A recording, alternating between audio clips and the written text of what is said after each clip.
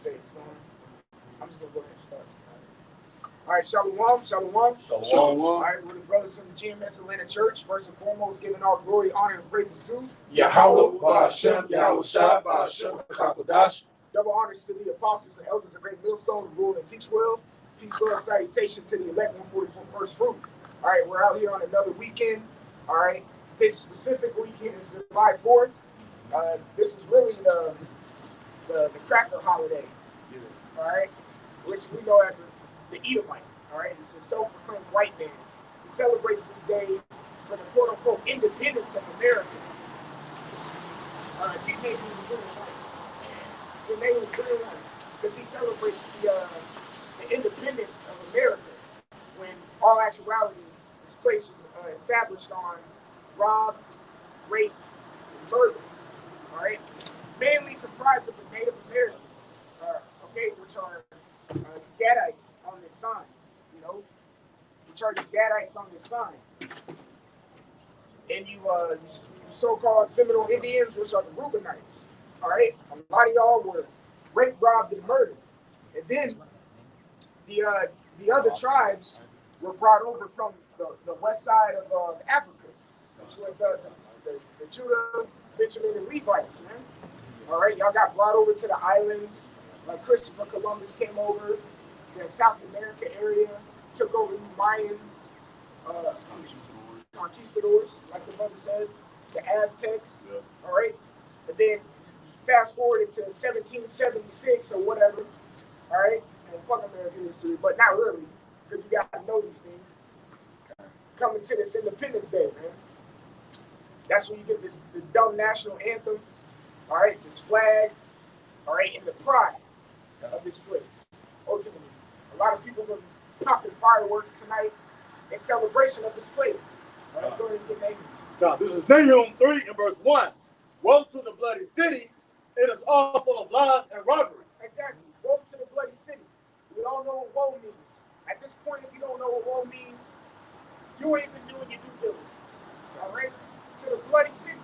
What's the bloody city, man? America. America is that bloody city. Brothers was putting in the group chat, Mount Rushmore. All right, we got it here in Georgia or Atlanta. We got a place called Stone Mountain with this guy Stonewall Jackson. Okay. All right, they named the mountain after a wicked ass general who pretty much did exactly what the script said, robbed and murdered the so-called Native Americans. That's right. And they plastered it in front of in Jake's face, because over in Stone Mountain, Lithonia, Snellfield area, there's a lot of Jake out there, man. And they just plaster it in front of your face and rub it in your face. Like, look, this is what we did to you. We conquered you and took your shit over. All right, you read that? God, this is Nahum 3 and verse 1. Woe to the bloody city that is all full of lies and robbery, the prey departeth not. That's right, it's all full of robbery and lies, man. All right? It's all full of robbery and lies. And I see a lot of these people out here starting to take down, statues, monuments, things of that nature. Mississippi taking a Confederate flag, off of its flag or whatnot. President Trump had a speech or whatnot at Mount Rushmore, saying that, matter of fact, someone get that in the group text. He had a rock put it in there. He had pretty much said, if you defacing these statues and stuff, you're dishonoring American history. Well, American history is just nothing but murder. That's your rap sheet, all right? But people want to celebrate the Independence Day like the troops overseas are doing something. Go ahead. It says Trump excuses protesters who tear down statues of wanting to wipe out our history in Mount Rushmore speech. Right. And the history of America is just killing people. Yeah. All right. Now, these people who are in the Army, Navy, Air Force, military forces, and things of that nature, all right, they're going over there fighting for a false reality. Yeah. And you know what? Paid mercenaries, basically. Exactly. paid mercenaries, like the brother was saying. And I'm gonna say this. I can say this straight up. I can talk about the military because guess what? I was in it. All right, and I woke up to the reality of things. What you're fighting for is not quote unquote freedom for this land. All right, it's a bigger thing. Okay, it's a bigger wicked thing. They want to get Habakkuk the second chapter where it said, "Oh, that's the spirit. Well, get whatever you was gonna get." Matter of fact, because it's gonna speak for itself. Let me start 12. Yeah, you can get that. This is Habakkuk 2, verse 12. Woe to him that buildeth a town with blood, establishing a city by iniquity. See, that's perfect. That's perfect, brother. That's the spirit. Woe to him that buildeth the town by blood. And it says establish what? A city by iniquity. Establish a city by iniquity.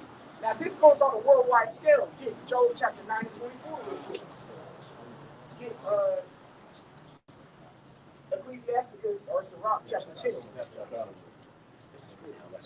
All right, go ahead, Job 9 and 24. Kind. This is Job 9, verse 24. The earth is given into the hand of the wicked. Right. Keep going. He covered the faces of the judges thereof. That's If, right. Yep. Go ahead, go. Slide. if not, where and who is he? That's right. If not, where and who is he? All right. Now the judges of this place, man, it's the prophets that you see on the highways and byways. All right. But the world was given into the hand of the wicked. All right. So you military members who are super proud to be in the military and serve your country, you're doing this for an individual who wants to build cities by blood and iniquity. Okay? Keep going in Habakkuk 2 and 12. Kind. This is Habakkuk 2, verse 13. Behold, is it not of the Lord of hosts that the people shall labor in the very fire? And the read verse 12 again. Kind. I'm sorry, 12. This is Habakkuk 2, verse 12. Woe to him that buildeth a town with blood, establisheth a city by iniquity. That's right. That's why he stretches thin his military forces, military might in all these other countries. If you think you're there, yeah, I gotta go on tour and, go to Afghanistan and serve my country. No, you're in Afghanistan because this white man wants the poppy seeds, he wants the oil, all right, he wants the territory, all right, he wants the power over there in the Middle East. There's no reason he should be over there in the Middle East. There's no reason it should be in Syria, all right, when it's clearly controlled and operated by the Russians, okay? There's no reason America should be over there. You're just used as a pawn. It just moves you wherever you want. You got to realize that. Whoever is on the edge of, man, I may believe, you got to be in the military. You got to understand something. God. These Edomites don't care about you, all right? They don't care about your life. You're just a number to them. Go ahead, brother. Yeah, because just to land back on that brother's point, it's you just fight all of these military guys, no matter what branch you in. You basically fighting for the interests of the elites, because that's all it is. You just a hammer of Esau's left wicked hand, man. And I got a precept to back up that point. This is Psalms chapter 49, verse 11. Their inward thought is that their houses shall continue forever, and their dwelling places to all generations. How can Esau solidify something like that if not but through military force? Because that's a language in which everyone speaks, man. Hey, get down and lay down. And how is he establishing this house? How did he establish America? By the sword, man. So that's hey, he's gonna continue to flex that power of the sword. That's why he needs more bodies in his military to continue to push along his agenda to keep his house going, man. But you got it out. Hey, that's it. Go ahead, bro. This is Habakkuk 2, verse 5. Yeah, also, because he transgresseth by wine. He is a proud man, neither keepeth at home. Right. He's a proud man, neither keepeth at home. This is one of the most proudest days today. In American, whatever. They say it's the 244th birthday of America. All right? This is the 244th year you're celebrating. And so you too, you senseless ass niggas, you're celebrating Esau's beatings of you, man. Quote unquote Independence Day. What are we independent from? The scriptures say in the book of Deuteronomy 28th chapter, that we have to go for the one of all things. All right? We're the tail right now. We're not the head. We don't have substance. We don't have belongings. We don't have resources. What are you independent from? All you niggas are dependent on this place. Okay, so you shouldn't even be celebrating this wicked ass devil's Independence Day, man. This is a slap in the face to y'all. All right, go ahead, bro. Who enlarged his desire as hell and is as death. That's right. Who enlarges his desire as hell and is as death, man. That goes back to that pale horse in Revelation. If you want to grab that, get that Revelation. The pale horse. Yep, Revelation. You know, he's that death horse coming through and killing you. The horse is a representation of power. The brother Tazabah beautifully broke it down with the military might. That's a representation of power. He's a forceful individual. He's the ultimate diabolical devil. He's doing his part. Yeah. Because he indirectly forces shit on you. All right? Hey, but the scripture, if a brother go back to it, it says he transgresses by wine. And we know what wine is his doctrine. It's the things that he put out there to actually get these people to believe on these things. Oh, I'm dying for a cause. I'm dying for something righteous. But really, you just been played. Right. That's it, bro. Go ahead, bro. It cannot be satisfied. That's right. It cannot be satisfied. That's why y'all out there fighting a war that has nothing to do with you. All right? Matter of fact, get Ecclesiasticus 10, but get Ecclesiasticus, I think, 3, and I want to say like 23. This is the book of Ecclesiasticus 3 and verse 23. It says, be not curious in unnecessary matters. Right. Be not curious in unnecessary matters. All right? If it don't concern you, don't worry about it. And that war over there don't concern your ass. You shouldn't be indulged in that. Right. All right? Wake up. Hey, I'm gonna give personal testimony. All right? There's brothers who've been in the military got about that shit. Right? I'm gonna give you my personal testimony here. I got about that shit. All right? I was in it. I signed like a 6-year whatever. I only served 2 or 3 years. Because I got the truth. I said, fuck this, I'm growing my beard. All right, I went up to colonels, and that was top-ranking individuals. Lieutenant colonels, majors. I said, this is what I believe in. What you gonna do about it?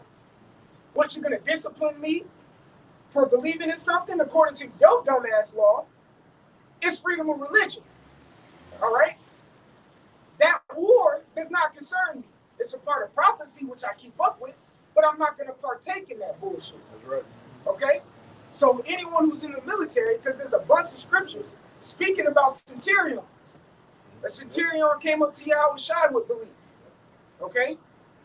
All right? But you can really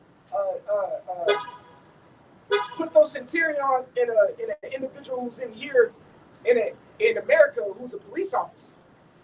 That's more of a good example of what a centurion is. Okay? Because they can actually get up out there. They can resign without any fucking problems. You see? And actually believe. All right? But if you get shipped off to Afghanistan, you in the Valley of Jehoshaphat. You through. We can get Joel too. Joel the 3rd chapter. Keep going, brother. But gathereth unto him all nations, and heapeth unto him all people. Heapeth unto him all people. So the only reason you're going over there to fight for quote-unquote freedom so people over here can celebrate Independence Day and go over to the local firecracker store and pop some goddamn fireworks. It's all bullshit. All right? He wants to heap all people to himself. Land, resources, money. He wants to control everything. Okay? That's what you're... Men. You can't forget that. The talents of men. The talents of men. Right? Hey, Jake got talents on his side. Us being Israelites, and he explored us for those as well. Right. That's all he wants you over there to do. But he'll tell you you're fighting for the independence and the freedom of the people here in America. What you talking about, man? And shit ain't even free over here. Well, that's the elites play on words. The land of the free is actually everywhere. The land of the free is the land of the Freemasons. So the war that you fight is actually for the interests of the international bankers. Right. So they ain't shit free. We're not even free. The soldiers that are fighting us aren't free. You ain't. But that's the thing with being a king. Right. When you're a king, you have subjects, right? And you use those subjects to take over other individuals, and you make them subjects. That's why scriptures have taskmasters and tributaries. You know, all property of the king. That's why every individual that's put down under America gets a social security, card, so to speak, or gets incorporated in the system and has to pay taxes, whether it's federal or state. That's taxes is just a new word for tributary. Yeah, it's tribute. And taxes been in the scripts. The whole Hey, time. taxes gonna be in the king. You can read Luke, the 2nd chapter. It talks about Augustus. Yeah, Caesar Augustus. No. Yeah, Caesar Augustus. I think Luke 2 and 1. And Cyrenius. Yeah. Luke 2 and 1. And it came to pass in those days that there went out a decree from Caesar Augustus that all the world should be taxed. Right, that all the world should be taxed. Well, why should all the world be taxed? Because he has control over it. All right? That's right, dominion, which means the power over it. All right, you read the book of the Maccabees, the 1st and 2nd Maccabees. All right, you had Alexander, or first King Philip, the 2nd. Then you had Alexander the Great, which took his place. And then what? You have the 4 generals. All right, we went into the other week. The Deacon Barzal went to Daniel 7th chapter, which I'm holding. But it talked about, we pretty much talked about how Alexander the Great came in, conquered, all right? His 4 generals, which were the 4 wings that's spoken about in Daniel 7, came up, the evils were multiplied, but they got dominion and started taxing. Israel became a tributary. All right, you Jakes conformed to it. All right? Oh, go ahead. You can go ahead. Okay. I was going to say something to add. No, look, you Jakes became tributaries. All right, you meaning like what the Ocular is saying, subjects unto your master. All right, go ahead. This is one of the, in the Greek, the word tax. It's apographo, which is Like April, like the apocryphers away. I think graph, like you have graphics to write off. You write somebody off. But it means to write off. Copy from some pattern, to enter it in a register or records, to enter in public records the names of men, their property, and income. Really don't go back to Titans. Well, even so, the book of Acts talks about it. What does America do every year? Census. Yes, that's a write-off. All right? Can you reread that definition? Because that's a good definition for census. Yeah, to write off, copy from some pattern, Right? to enter in a register or records. See, you got a job description called data entry. All right? Which is pretty much your inputting data. Literally what it is. All right? You're inputting information that you have comprised and compiled up together and putting it in an organized manner. All right? Yeah, you do that, whatever you're dealing with, property and things of that nature, items. Everything has a barcode, like you said, data entry. You'll have the main individual slap the barcode depending on the occupation of the individual, scanning, verifying these different numbers, and all numbers are different. All numerical codings, it's distinguish one from another, so products don't get mixed in the system. So they do that with property, and also they do that with business. That's why even in your employment, you have an EIN number. We have multiple numbers on this. We have social security numbers, we have EIN numbers, there's various numbers in different, you have a straw man and identity gold rock, and that's really showing that you're property of this white man too, in so many different aspects. Right, because I'm gonna say that's everything that Esau does on the left hand side is artificial to our organic way of doing it. Right. Like I said, wasn't going after a pattern, because really taxes goes back to our pattern, which is the type. Was that Leviticus 17, where it goes into the types about you have to account for your land. And the father, and it says the house of their fathers. Yeah, the house of your fathers, your land, the animals, the first things of your flock. You had to keep records of it. Yeah, and we all of this goes back to us because we are record-based people. Even the scriptures speak about the generations of Adam, Right. The tithing system. All of that goes back. All of this is Esau got from us. That's where the scribes come into play. The data entry, like you said, Well, scribes. the main data entry is the book of life. All right, there's 144 names that are inscribed that have, pretty much the predestination and sealed salvation. All right, the scriptures always talk about it. If you're not written in that book, you should be in the lake of fire. All right, just loosely paraphrasing. All right, that's a form of data entry. The captain is exactly right. All right, you got to know too that Esau's he builds heavily with logistics. He's a logical individual. It's just that he does it in a different type of spirit. That's it. He's a very logical individual, very observant, and very analytical individual. All right, he's very meticulous with what he does, But how let's he does it.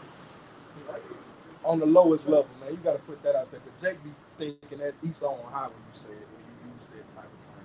I mean, but it's like Well, that's their fault. yeah, right. And then also, and all that, what I said just goes back, again, this will go over Jake said, the respect of Esau. All right, Esau's a great nation. Yeah. That's why they did. Fuck with Jake, they. Right. At the end of the day, Esau is a great nation. We share the same womb as that. So he is a great nation. Nobody. Again, when you look at going back to your military might, these other nations never took it to the level that Esau did. Right. Esau controls the whole world. He controls air, water, land, your thoughts. These other nations Ham ain't do that shit. Right. Japheth sure as hell ain't do that shit. What did Elam do it? All I know is Elam's always had their land transferred from one nation to another, mainly between Esau. So Esau is a great nation. Yeah. And that's the thing. Like I said, you gotta respect that. Respect just means to look back at it. You know what I'm saying? You can, even when you're out playing football, I know brothers play sports.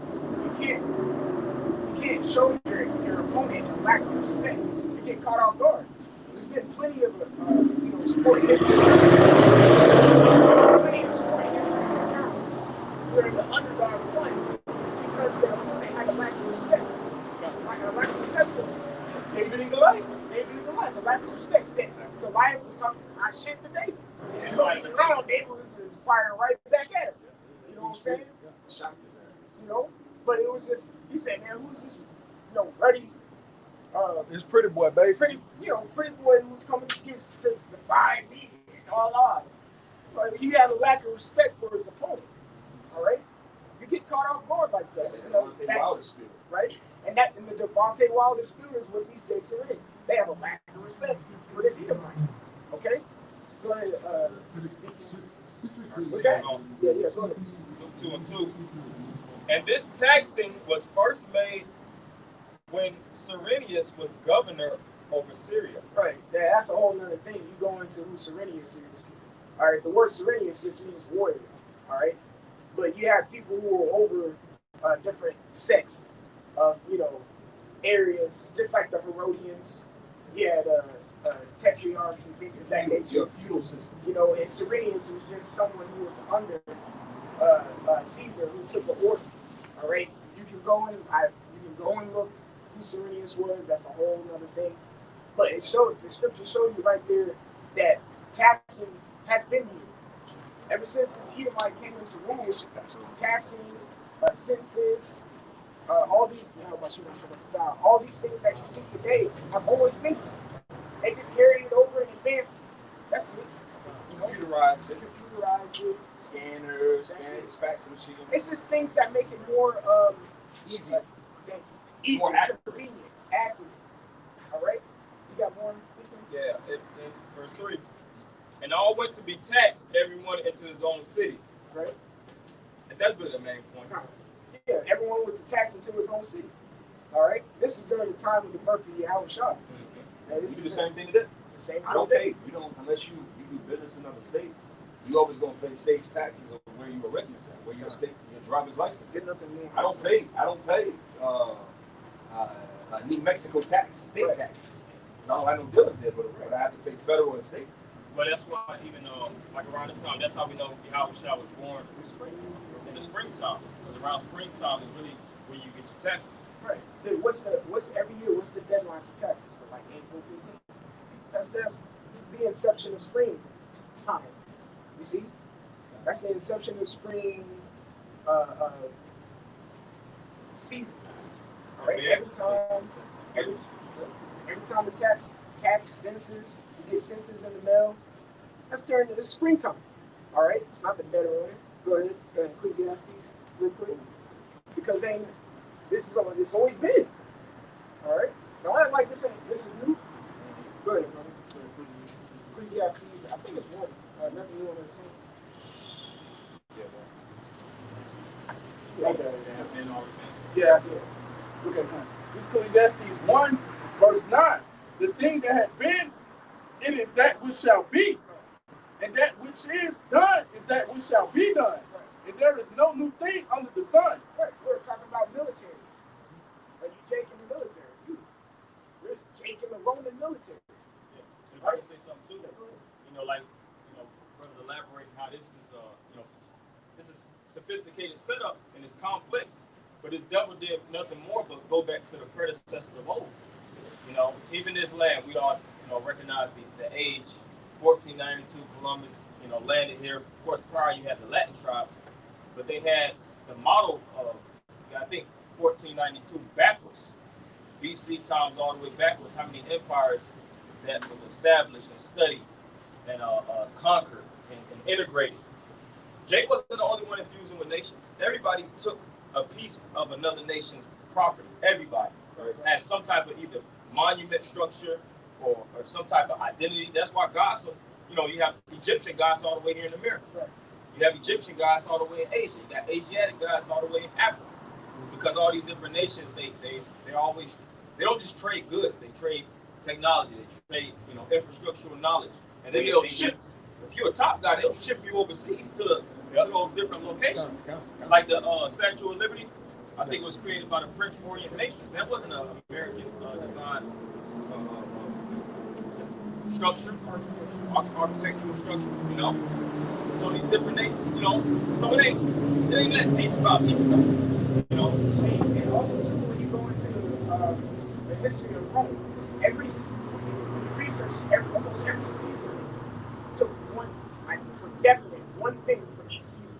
Every time they took over a region or controlled the area, they always told that area can keep its customs, so we can learn what your customs are. But you just have to be tributary and count yourself as a Roman. Yeah, and just basically restate what I said. Like I said, there ain't nothing deep about Esau. The scriptures speak about how the heart of every one of them is deep due to the fact that they're extensive research. Right. The power in which they actually do their due diligence, right, their homework. But they didn't create these things off of pure inspiration. Right. Everything was studied off of their forefathers and their forefathers' forefathers, right, that conquered and stole. Because it says what in John 10, the thief cometh not but to steal, kill, and destroy. Not only people, but ideas also. Right. See, you look at the Edomites Constitution, even just land back, and how the Romans would let the people keep their customs. Well, look at the Constitution: freedom of religion, freedom of speech. You have the quote unquote freedom to do still the customs of where you're from. You see, if you came from India, you could still keep your customs that you did. Yeah, that's why in Great Britain, the national dish of Great Britain is tikka salad, which is an Elam dish, because they conquered Elam, and it's like, I like this slave food. Hey, Esau's very unoriginal. He's very unoriginal. See? All right, keep going. This is Habakkuk 2, verse 6. Shall not all these take up a parable against him, and a taunted proverb against him, and say, woe to him that increaseth that which is not his? Go to Jeremiah chapter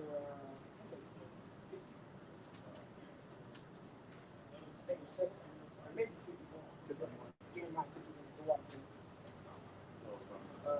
No, start at verse 7. Jeremiah 51 and verse 7. Babylon hath been a golden cup in the Lord's hand, that made all the earth drunken. The nations have drunken of her wine, Therefore, the nations are mad. Okay, reread what you just read. God. This is Habakkuk 2, verse 6. Shall not all these take up a parable against him, and a taunting proverb against him, and say, woe to him that increaseth that which is not his? Right. These people, hey, people around the world started, hey, this white man, he's really showing his horns, and people are starting to actually consider it now, finally. All right? All right? Have that saying, what, Cameron? Use that new shit. Yeah. Like a Cameron, new that shit's like a new slang. right. Racial slur. You know, hey, these other nations, they've been up on game on this Edomite. You know, after they got scammed. All right, that's all Esau gets with these scams. Right? They can't stand America. All right? And now the people here in the country are starting to consider and realize certain things. That's why when we mentioned earlier the statues and monuments and Confederate flags, and we got big Black Lives Matter on the street and shit. All right, these people are actually starting to realize that this damn devil is the devil. All right?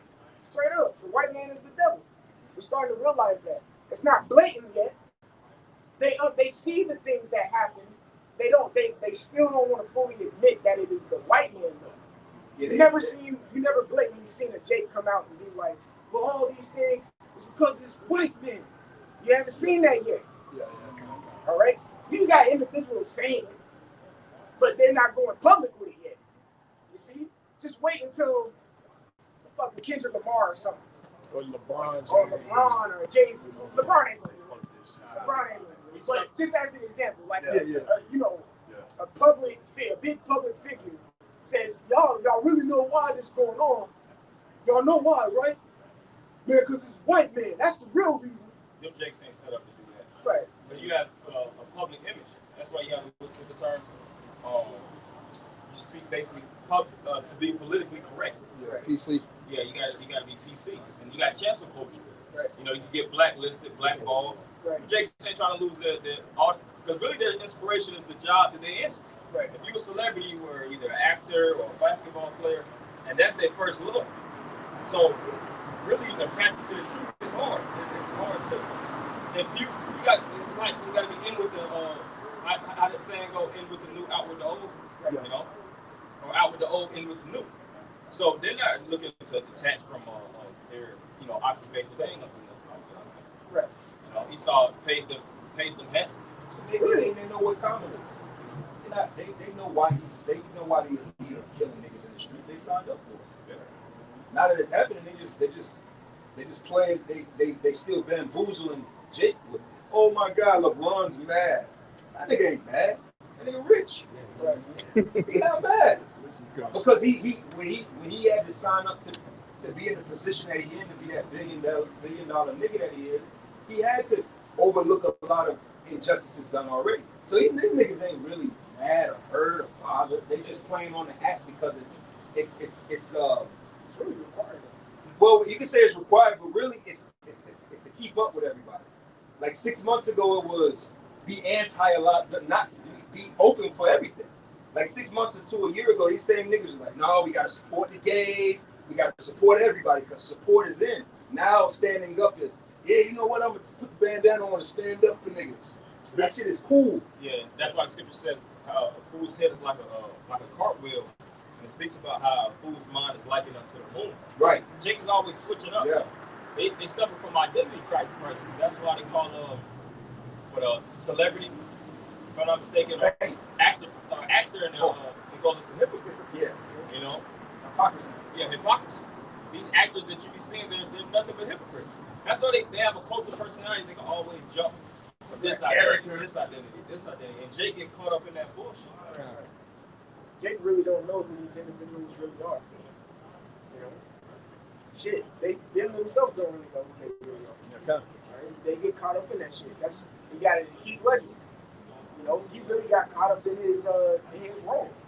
You see, another individual, Johnny Depp. The fucking roles he be playing, like how do you go back to normal after that? Denzel Washington. You see, how do you go back to normal life with that? You know, This is simple. This is Jeremiah 51, verse 7. Babylon have been a golden cup in the Lord's hand that made all the earth drunken. The nations have drunken of her wine, therefore the nations are mad. Right, hey, that's a philosophy. You see? But even so, what we're just speaking about, the golden cup is the famous people too. All right? That's a form of manipulation as well. You see? Jake, simple as Jake will do anything fucking LeBron or Denzel Washington or Will Smith says. You see what I'm saying? They'll do anything they say. You see? It's easy manipulation. That's just on a low scale of what the golden cup is, man. This people set up. And let's be clear, man. Moses had integrity when he did what he did. Because he did it for the sake of Yahweh Shem Yahweh. I stand for the elect. I don't stand for niggas. Right. So that's a whole nother balance of it all too. Moses did what he did when he slayed them. And look what happened when he slayed the Egyptians. What did niggas do? Oh man, what you think you prince over me? Right. You said you king over me. It ain't fun standing up for niggas. Right. Nah. So that's what I'm saying. Like even that, like Jake ain't gonna stand up heavy for our people because why? Our people are headaches. Right. How is it that the BLM turned into this goddamn homo-loving organization? Right. 1 week it was we standing up for George Floyd and Black Lives Matter and police brutality. Forgot about George Floyd. But fuck him. Let's stand for these trannies. Right. We got to stand for because black trannies is the real issue in America. And look, and then laws got passed. Laws ain't get passed to stand up for police brutality and shit. Right. But now you got laws where you got to teach faggot history. Like, where the fuck that Well, goes? that's what niggas. But at the end of the day, it falls into Esau's agenda.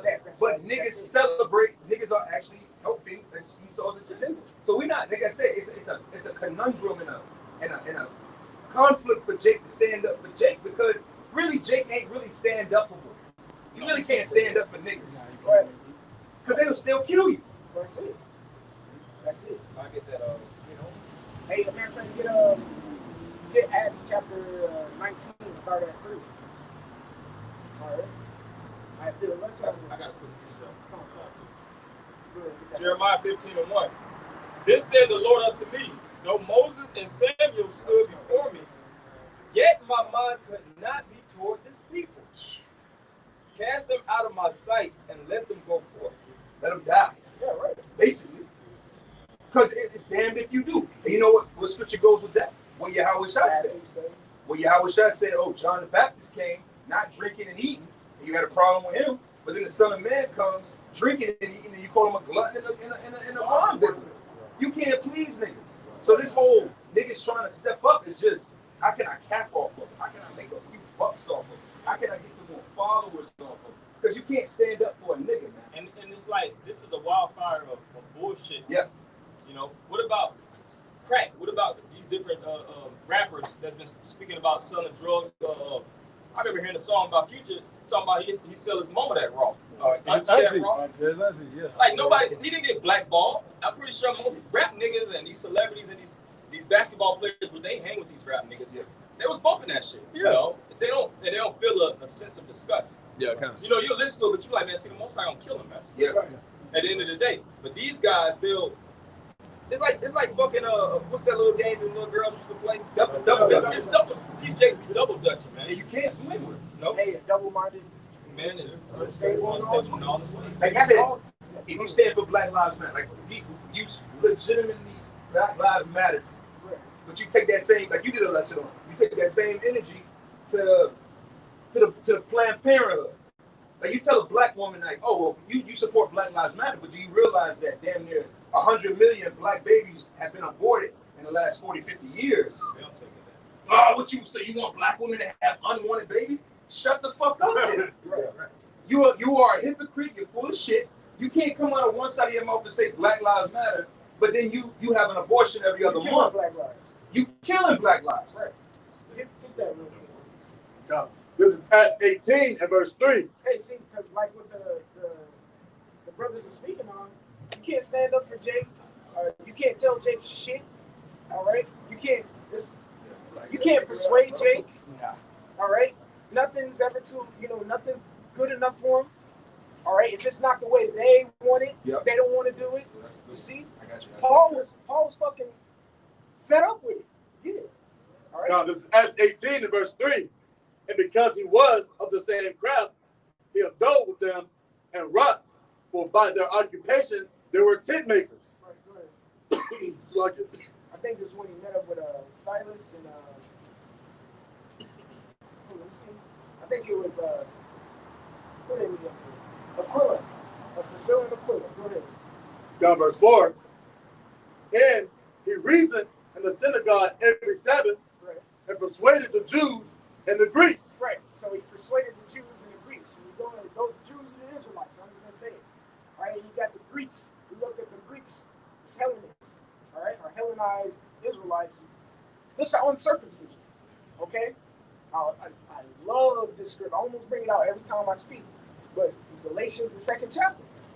It names the Israelites who didn't know 3 different things: uncircumcised, all right, a heathen, and I think Greek, all right, or no, Gentile, Salaki, which is a Greek-speaking Jew, all right.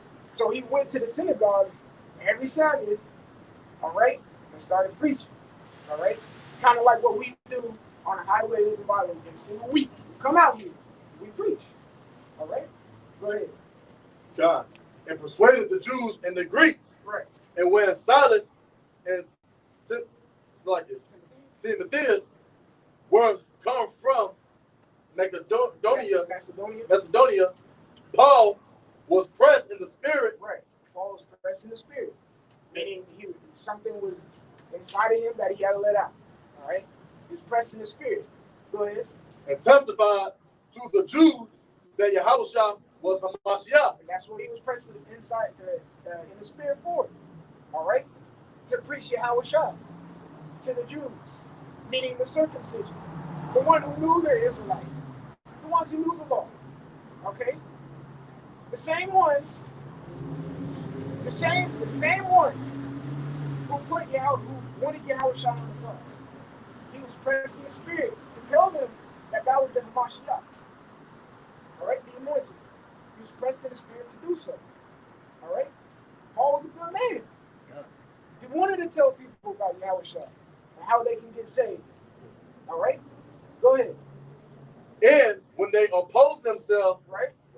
and blasphemy, Excuse me. So excuse me, nigga.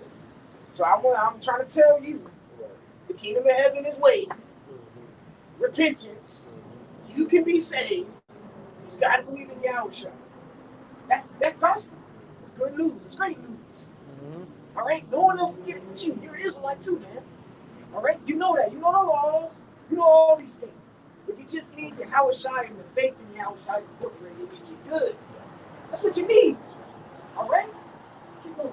Just reread that. God, verse 6. And when they opposed themselves and blasphemy, Of course, when you read about blasphemy, that's a sin that is unforgivable. All right? Unforgivable. All right? It's unforgivable. All right? And they opposed him, meaning they are opposition towards Paul for telling them good news. That's why Paul had to write that. Have I become your enemy because I tell you the truth? And the truth is, if you believe on Yahushua and call on his name and believe it, you'll be saved. That's the truth. Niggas love darkness, man. You see? Go ahead. he shook his raiment and said unto them, your blood be upon your own head. Paul said, man, fuck it. I'm going to have to say it straight up like that. Excuse my language. For real talk. Forget y'all then. Forget you niggas. Because I tell you something that benefits you, and you don't even want to fucking hear it. I tell you to eat right. And speaking of today, I tell you to eat right. Stop eating all this abominable food. I tell you to stop committing adultery. Sleeping around with your brothers, your blood brother's wife. And stop sleeping with your brothers. Right. I tell you to stop using it. Exactly. Stop using your rod in a way that is not natural. Okay? I tell you to mind your business and stop coveting. All right? I tell you all these things that is a profit to you. All right? Hold on. I'm get Philippians chapter 3, verse 1 real quick. I tell you all these things, and you still oppose yourself. You still come up. Well, they always got something to say. Smacking your lips full of hot sauce and pork. All right? Go ahead. This is Philippians 3, verse 1. Finally, my brethren, rejoice in the Lord. To write the same things to you, Right? to me indeed is not grievous. All right, so hold on. He said to write the same things. All right, so it's true. When we come out here week in and week out, it's repetitive. Every week, we come out here to tell you something. Tell you, get your life together. Get your shit straight. Put your ducks in a row. We tell you these things. It's not grievous unto us. Because we actually live it. I like it. I like living according to the scripts. Yeah. It's simple. It's easy. And we're trying to tell you these things. The thing is to repetition. Right. You know, it says saying goes, repetition is the is the mother of skill and is the father of learning. Right. So anything that you want to master, you have to practice in it. The scripture says that, practicing in it. You know, rehearsing the righteous acts. You don't just rehearse it 2 or 3 days out of the week. You rehearse it over and over and over again. That's why it becomes a lifestyle. Yeah. It's a style of life. And these different individuals, they have their lifestyle, which comes in the form of negative or bad habits. Whether it's a drug abusing lifestyle, a drug selling lifestyle. Hell, I was watching this video this morning. You know, I'm not gonna be too long-winded, but the dude was speaking about how he had landed in prison for 33 years. It was going into the tragedies that was taking place, men getting raped. And, you know, I only listened to a couple minutes in, but I might end up watching the whole thing. But anyways, he was saying how when he was younger, he used to do little, you know, petty robberies, but that shit started to become habitual. It started to become an addiction. Like anytime you flat broke, you ain't thinking about working hard to get a certain level of pay. You want to just yank it from the next man. Yeah, quick fix. And he started to basically get a rap sheet. He was saying around the time that 3 strikes law, which is Esau, the master predator, he preys on that type of shit. He loves it. He loves a robbing ass nigga. He loves it. These corporate prisons. The private owned. These private owned prisons. He has a whole system that he generates hella revenue for criminals, man. So basically, he was saying the 3 strikes law when it came, you know, basically he got hit over the head, you know, and that happens on you Jakes day by day, all day, on an all-day, everyday basis in these different ghettos and hoods and projects, preying on one another and letting the devil prey on you. Yeah, and be justified. That's why the Spirit allows us sometimes to get tickets. You go through that process because, like what you said, you realize that once you go through the courts, you got to go to court, pay a ticket, or you got probation. You see, man, Esau make millions of dollars even this corona is fucking up his pay because the court systems are closed. You know how much money is made in a ticket court, petty court system and all that every day? Millions of dollars are generated by Esau for Esau every day just by niggas committing little petty crimes. You ride around with your license suspended or your tag expired. Make more from petty crime than actual big crime. Right. Because big crimes, they're going to send you away to some federal jail or whatever, or put you away. But they want you to, oh, shit, we got you. You ran that little red light? Oh, you got your headlight out? Okay. That's a $220 fine, buddy. Oh, and you can't pay it? Probation. That's basically doubling. My ass just got off of probation like a few months ago. I was like, God damn. I should just pay the ticket up front. Because they end up making you double it up when you're on probation. Well, and the synopsis to all of this is consistency. All right? Paul repeated these things. We repeat these things. Right. We do these things. It's just consistency. We tell diligence. Yep. We tell you to be consistent on a righteous scale, but you hate it. You're Karate consistent side. on the left-hand side. You're consistently fucking off. You're consistently doing little petty shit like the brother was talking about, doing little petty crimes. You're consistently indulging yourself in things that are unnecessary. You're consistently being around areas where you just don't need to be. You're consistently thinking of ways to get a quick fix instead of thinking of ways to better the situation. All right? When you have to consistently think of a risk of your next move, that's a problem. Well, really through the Spirit, that's Habakkuk, the 1st chapter, where wickedness capacity, because this is just it's the environment. It's a product. You're a product of your environment. There's no opportunities, and that goes back on to Esau. Esau got to pay for all that because he makes it where sometimes Jake ain't got no choice but to go illegal. Like I was talking to the brother Tazabar about it, and I was saying to him, a lot of this stuff, Jake just don't wake up one day and say, "Hey, I want to sell dope." That's not in our spirit.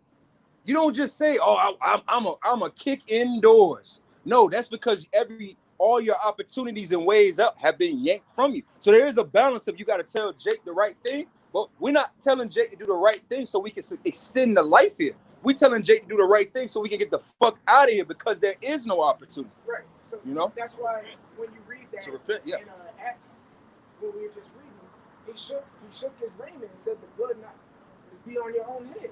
Right. All right. Really, like the brother was saying, the captain was saying, we're out here to clean ourselves. That's it. All right. But while doing that, we're going to tell you what to do. All right. You're completely right. That's Psalm the 23rd chapter. Walk in the valley of shadow of death. In the valley, you're surrounded.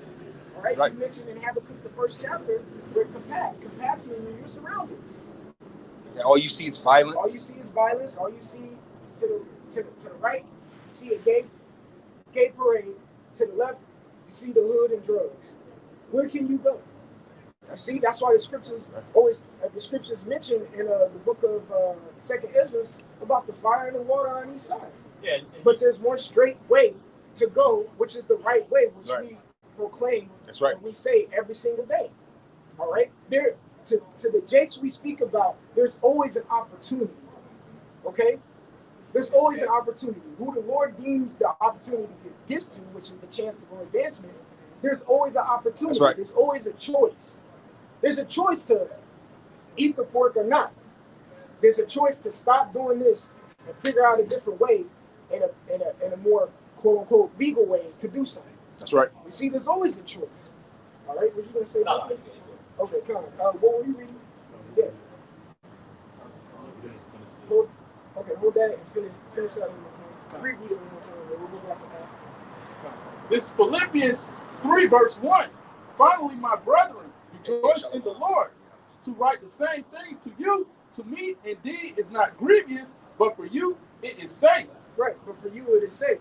That's why the apostles and elders say all the time when they're on our holidays and Fridays. Okay, come. Fuck it. We ain't out here for you niggas. We out here for the elect.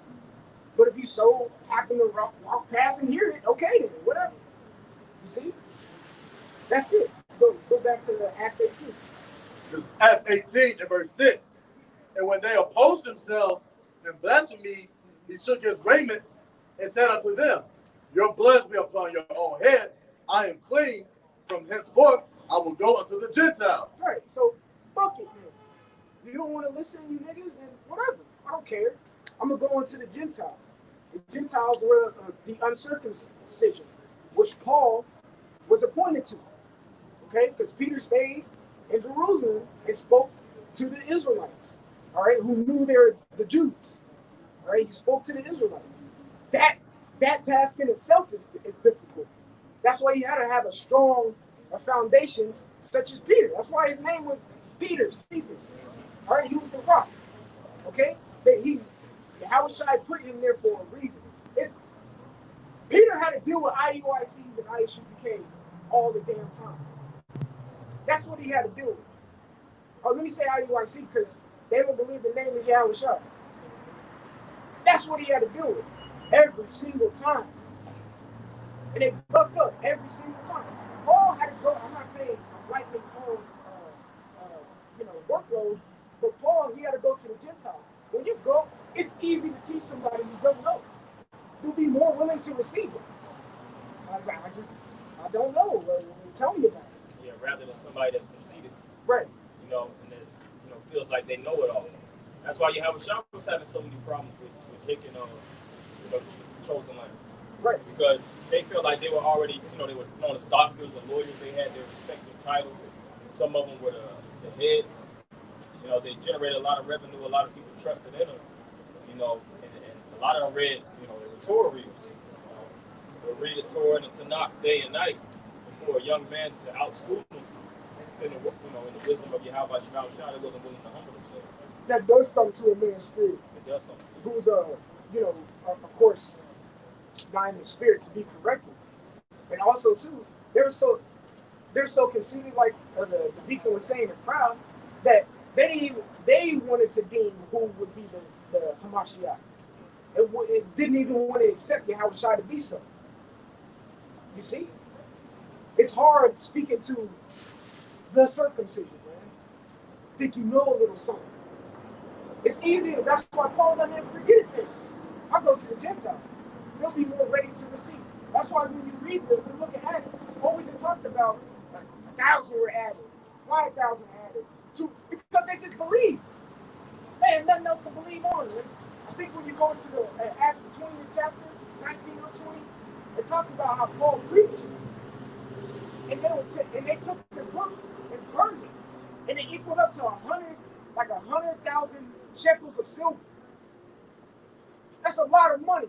But they're saying, man, what the hell was I reading? Man, I believe in what he's saying. Yeah, the big ass Egyptian books that we call them at $900. Well, then, screw this. You know what I'm saying? Matter of fact, let me see if I can find that account. I want to get that. I think it's Acts 20.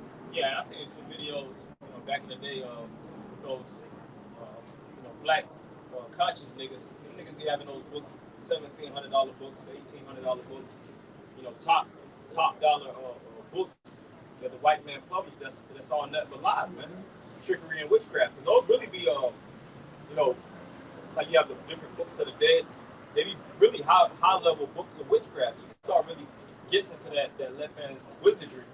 So either they're controlling or getting controlled. So when you actually put, when you establish these different books, you're putting all kind of thoughts in men.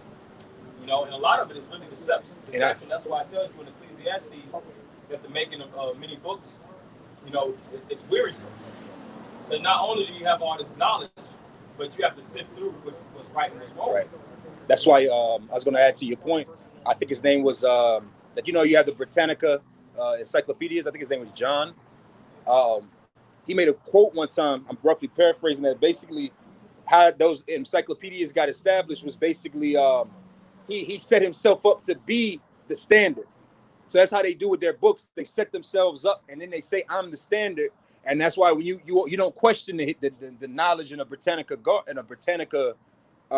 encyclopedia, but then they hide what they don't want you to have, because once you set yourself as a gatekeeper, I'm controlling, because information is money too, and it has a currency, so it's a going and coming, so to speak. So that's how they control it. Like you said, they set themselves up as a standard. Like, wow, this is Cambridge. They can't produce bullshit. No, they know what to produce. Right. They know how to sell it to you and make a profit off of it. Right. And it's garbage. The Queen James Bible. They know that the Bible is a profitable book, but now let's put a little switcheroo on it because we want to make sure that we can get this groups of money. Yeah. That's why you make so much money from deception. Yep. This is Acts 19, verse 11. And God brought special miracles by the hands of Paul. Verse 12. So that from his body were brought unto the sick handkerchiefs, or aprons, and the diseases departed from them, and the evil spirits went out of them. Verse 13. Verse 13. Then certain of the vagabond Jews, exorcists, took upon them to call over them which has evil spirits the name of the Lord Yahweh Shah, saying, we adjure you by Yahweh Shah, whom Paul preaching. I giggle every time like this. All right. So exorcist is pretty much one who exercise spirits. You could go. I think Pastor Tahar did like a video like a year or so back on exorcism, like 2 years back, something like that. But you can go ahead and go watch that. But pretty much you exercise the spirit. All right. So yeah, some vagabond Jews came up. They saw the miracles that were pretty much the power that was put on Paul from Yahweh Hashem Yahweh Shai to do these things to these people, relieve them of any sicknesses, infirmities, diseases, and get spirits out of them. All right, putting them in the right mind. They saw this, and they saw the name that they heard the name that he was using. They're like, let's use that. It seemed like it's working for him. That's exactly how they went about it. Go ahead. Acts 19, verse 14. And there were 7 sons of one Sceva, a Jew, and chief of the priests, which did so. Verse 15, and the evil spirit answered and said, Yahushua I know, and Paul I know, but who are ye? Yeah, he didn't recognize him. All right, I just did a video on real, recognize real. We're going to Mark the 5th chapter, Legion. He recognized Yahushua. They didn't recognize nobody else. They tried to bind him with fetters of iron, try to tame him, try to calm him down. He lived in pretty much a graveyard. All right, this man was possessed by 6,000 demons, because that's what the word legion is, an army of 6,000 pretty much. All right, no one could tame him. But when he saw, you got to remember, when he saw Yahushua afar off, all right, meaning like Yahushua was necessarily close to him, but afar off, he immediately recognized Yahushua. Okay? And recognized Yahushua and actually Yahushua not to do anything to him. All right, go ahead, brother. This Acts 19. So that shows you right here that this demon didn't recognize these men who were using Yahushua's name just to use it. All right, that goes to, I'm now speaking to brothers. That goes, if you're gonna use Yahushua, you better believe in it. All right, you better believe it. All right, what's doing anything without the belief? That means you don't think it's there. You don't think it's real. You don't believe that how his name is what it means. You don't believe it. All right? Go ahead. This Acts 19, verse 16. And the man in whom the evil spirit was leaped on them and overcame them and prevailed against them, Beat their ass, man. Go ahead. so that they fled out of their house naked and wounded. All right, so that man who was possessed with the spirits, that's why they probably came up to him and was like, see what Paul's doing. I ain't even do it. The man was standing right here. Hey, come here, man. Put hands on him and said, in Yahushua's name, who Paul's using, get the spirit off him. That Jake McCartney, man, get the fuck off me, man. It was flu gave the exorcist. Right. Which exorcism goes into cutting out demons. Right. I think X is out. I think exorcism. Basically removing evil spirits. And the name is one thing. That's how you know you can have a name and still be off, man. Right. You have the scripture speak about the word and power behind it. See, a lot of people have the Bible, but that don't mean that they have power of the spirit. They can read it. You have a lot of these devils that can read it. They can quote certain scriptures quicker than us. I used to take certain Bible tests. I go to them extremely advanced tests. Right. Like, who knows this? But you be having Edomites that know this shit, man. I was there, when Jeremiah, the 43rd chapter, around the 6th verse, the so and so. What the hell is he talking about? But to reiterate, go to the point. A lot of those different individuals, they would have the name, but they didn't have the spirit that was backing them. But what, like you said, belief. That's what makes the Lord really, truly a breathing spirit within you. Is how you believe. Scripture says, "He that believeth on me," as the scriptures have said, out of his belly shall flow rivers of living water. That's what activates. All right, that's what activates the spirit to be working with you and to be on you. Your belief is the activation. It's the catalyst. All right, like the deacon was saying, anyone can get the name, anyone can hear the name, anyone can say the name. If you don't have any belief behind it, it's useless to you. That's simple. All right, you can get both up. Like this? It's just like them. They try to put hands on man in Yahushua's name. Get the fuck off me. Beat that. You know how they do. They beat your ass and take your shoes. That's exactly what happened. Because it said it beat their ass and they ran off naked. You see? Give your motherfucking shoes too, man. That's probably exactly what happened. All right, go ahead, man. It's Acts 19, verse 17. And this was known to all the Jews and Greeks also dwelling at Ephesus. Right. It was known to all the Jews and the Greeks in Ephesus. All right. So that's where the church of the Ephesians are. All right. Go ahead. And fear fell on them all. Woo! And fear fell on them. All right. Because that's always the inception when you first come into this thing. You get the fear of Yahushua. Yeah, you may heard it. You got mad. But ultimately, the fear came onto you. All right? The fear came onto you of the Lord, because once you fear the Lord, that's the reverence. All right? You respect and you recognize. All right? And then you consider. That's what fear makes you do. All right? Whenever Mike Tyson stepped in the ring, best believe them people that have some type of reverence towards Mike Tyson. They say they did. Fuck, man. Yeah. You know, shit. You know, and started respecting and having reverence toward Mike Tyson in the ring, man. Go ahead, bro. This is Acts 19, verse 17. And this was known to all the Jews and Greeks also dwelling at Ephesus, and fear fell on them all, and the name of the Lord Yahushua was magnified. The name of the Lord Yahushua was magnified because Paul was doing certain miracles in the name of Yahushua. He was going out there preaching, giving his testimony, all right, towards about Yahushua. Okay? When you go into Acts the 9th chapter, why thou kickest against the pricks? Saul changed the name to Paul. He gave them the testimony. He's like, hey man, Yahushua is real. Yahushua is the Savior. He's the Yahushua. You need to say his name to be saved. Acts the 2nd chapter. All right, verse 21. All right. Keep going, brother. Keep going, brother. This is Acts 19, verse 18. And many that believed came and confessed and showed their deeds. Right, came and confessed.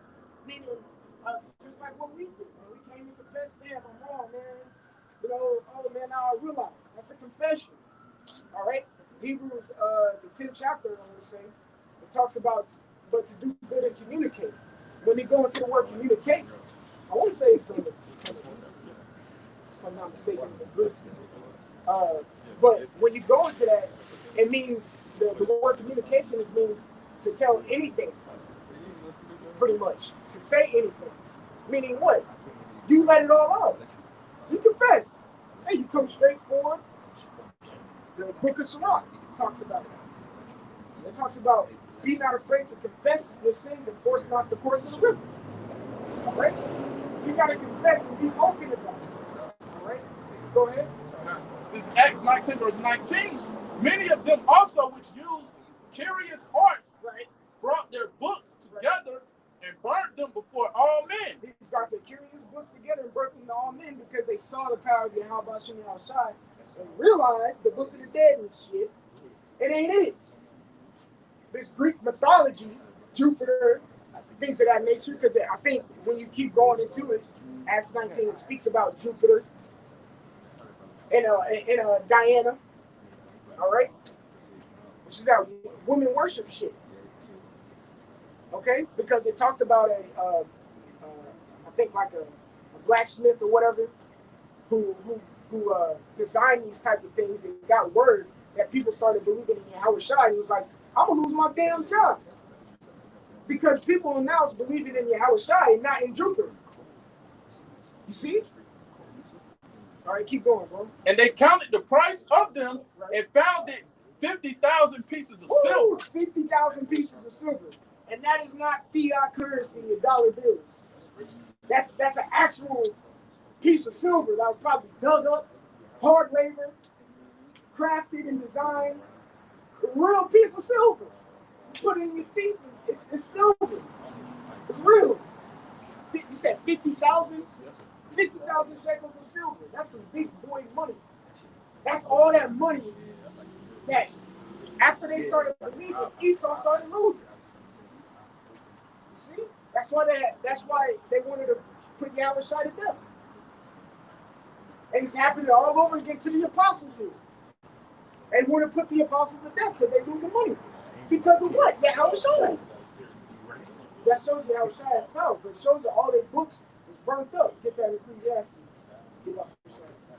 Oh, yeah. Ecclesiastes 13. Yeah. 12. Yeah.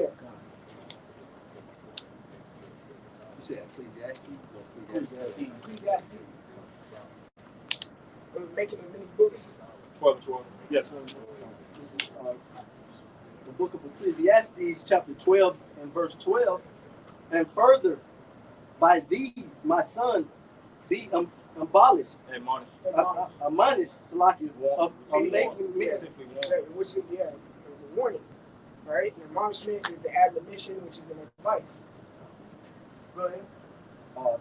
Ecclesiastes 12:12, and further by these my son be admonished of making many books. Right. There is no end. There's no end. Right. There's a lot. Hey, there's a lot of knowledge out here. Knowledge is infinite.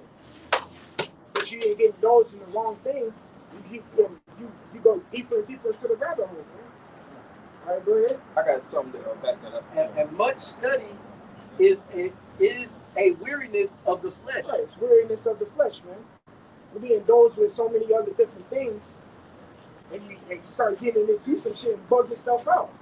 Well, you know what? That can happen within the scriptures. It can. Because really, you have a lot of Jake that much study is Jake is knowledge based, so they'll know a lot of information.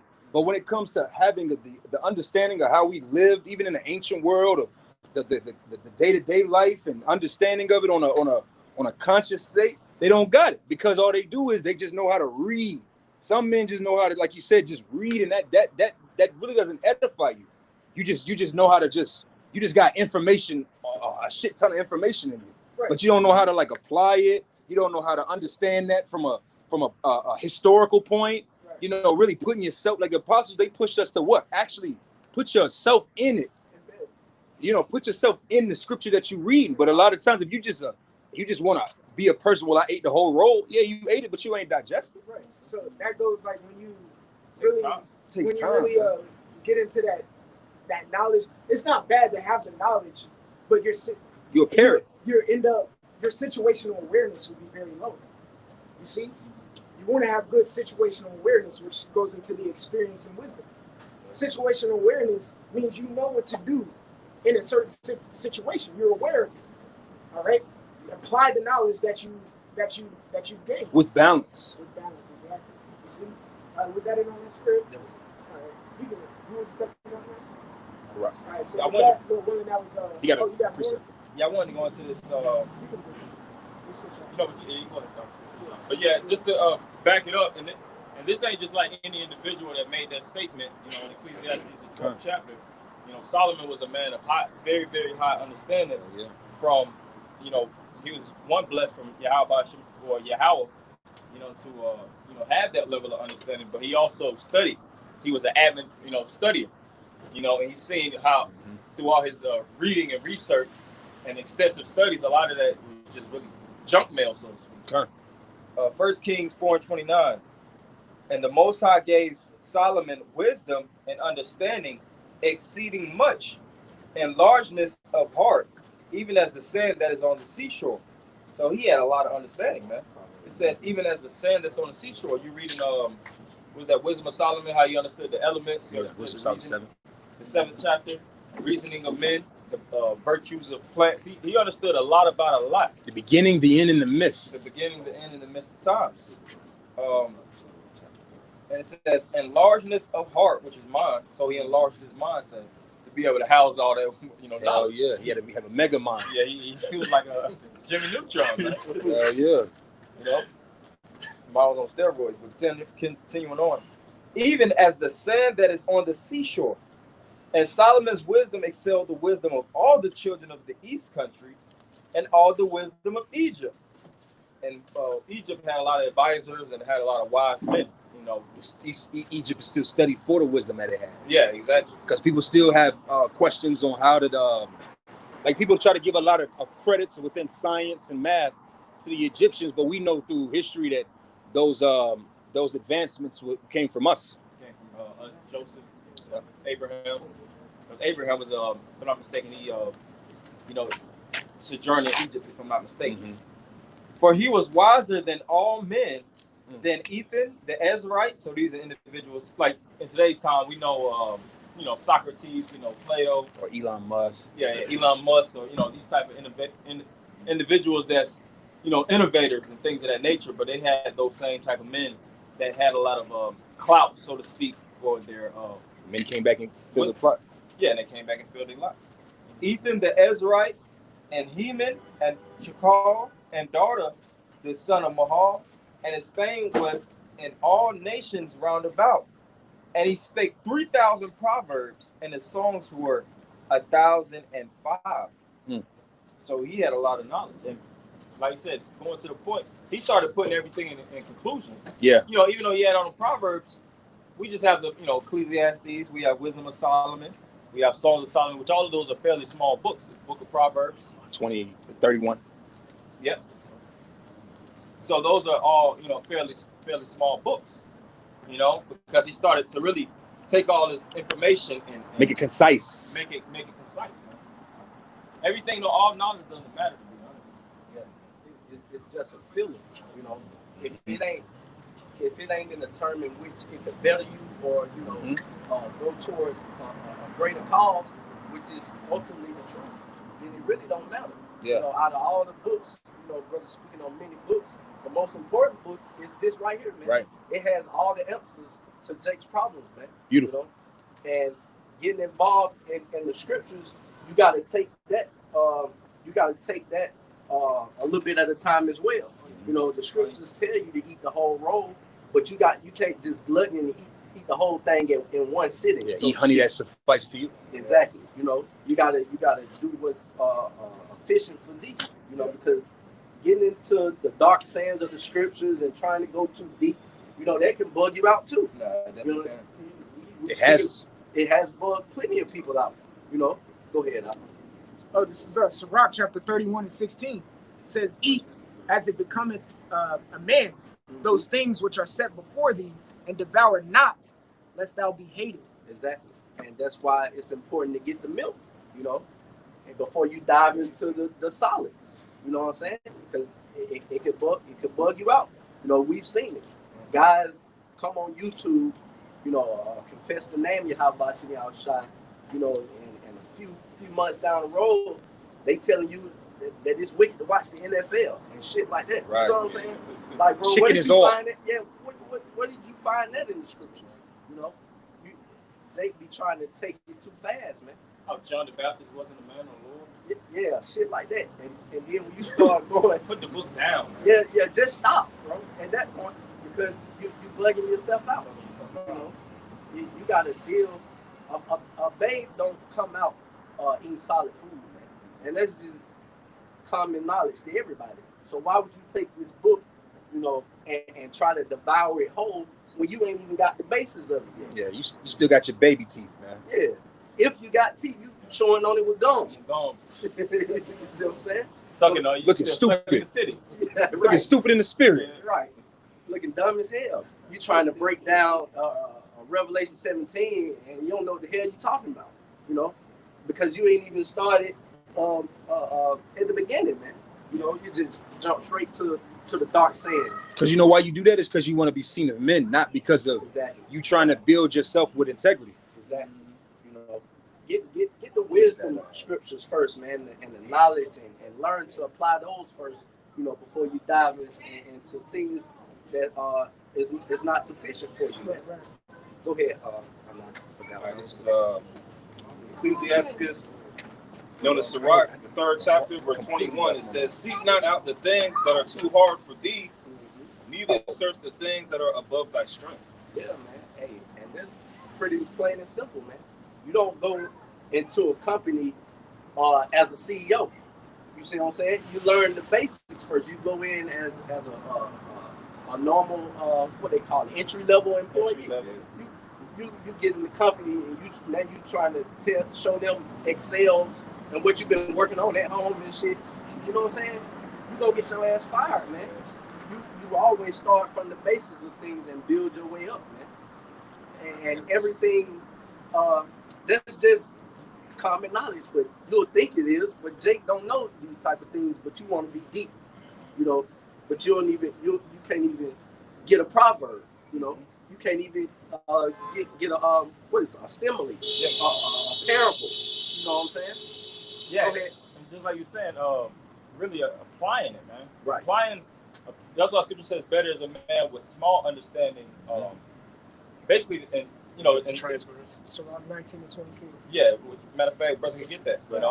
It's best to just have you know, it's better to have a little understanding and you know, not much knowledge and all these different things, but you have other men that just want a lot because they want to show off. Right. You know, you'll see in the video, like you have somebody that's a swordsman, know how to dance and do all the bedazzling and spinning around on the head and shit. People love that. Right. You know, you can pull bitches with that. You know, excuse Yeah. my French. You know, It's real shit. women love, you know, The razzle dazzle. the razzle dazzle, the fluidity and things of that nature.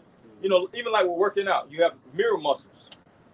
You know, the muscles that everybody sees, the ones that stick out most, that make most eyes be seen upon you. But you have other parts of the essential muscles that most people don't like working out because it's not being seen. Yeah. Of you know, of men, or it's not being seen in the light for the most part. I give you an example. Niggas.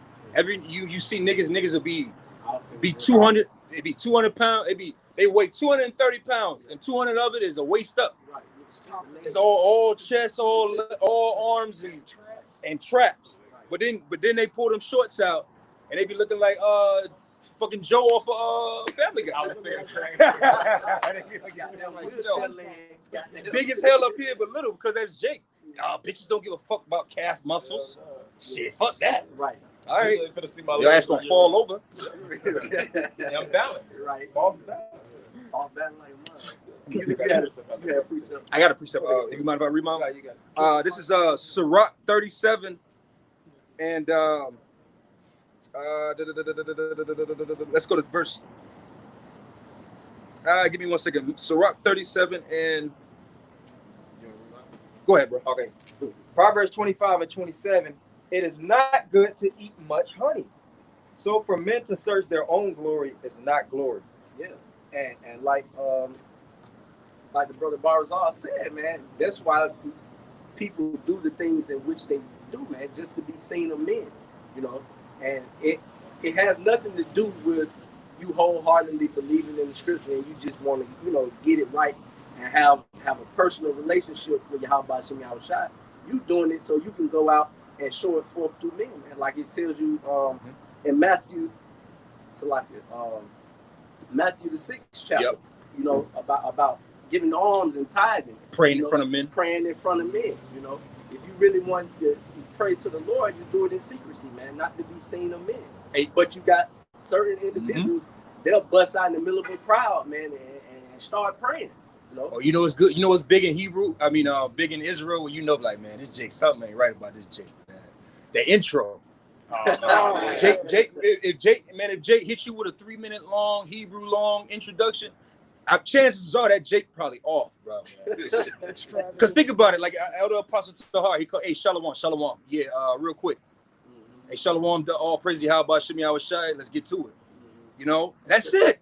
Right. Rakar Kodash, that's it. Some men, it's like they have a whole script. It'd be 3 minutes of just a number Hebrew, and it's just like, bro, you trying to show off your Hebrew skills, bro. Yeah, you you know, putting the prayers and putting all the angels in the prayer. Yeah, to the chief angels, you know, Raphael and Michael, you know. Hey, bro, just give all praise to Yahweh Shem Yahushua. Just, you know, get the word out. It's a simple call, a lawyer, man. Yeah, it's simple.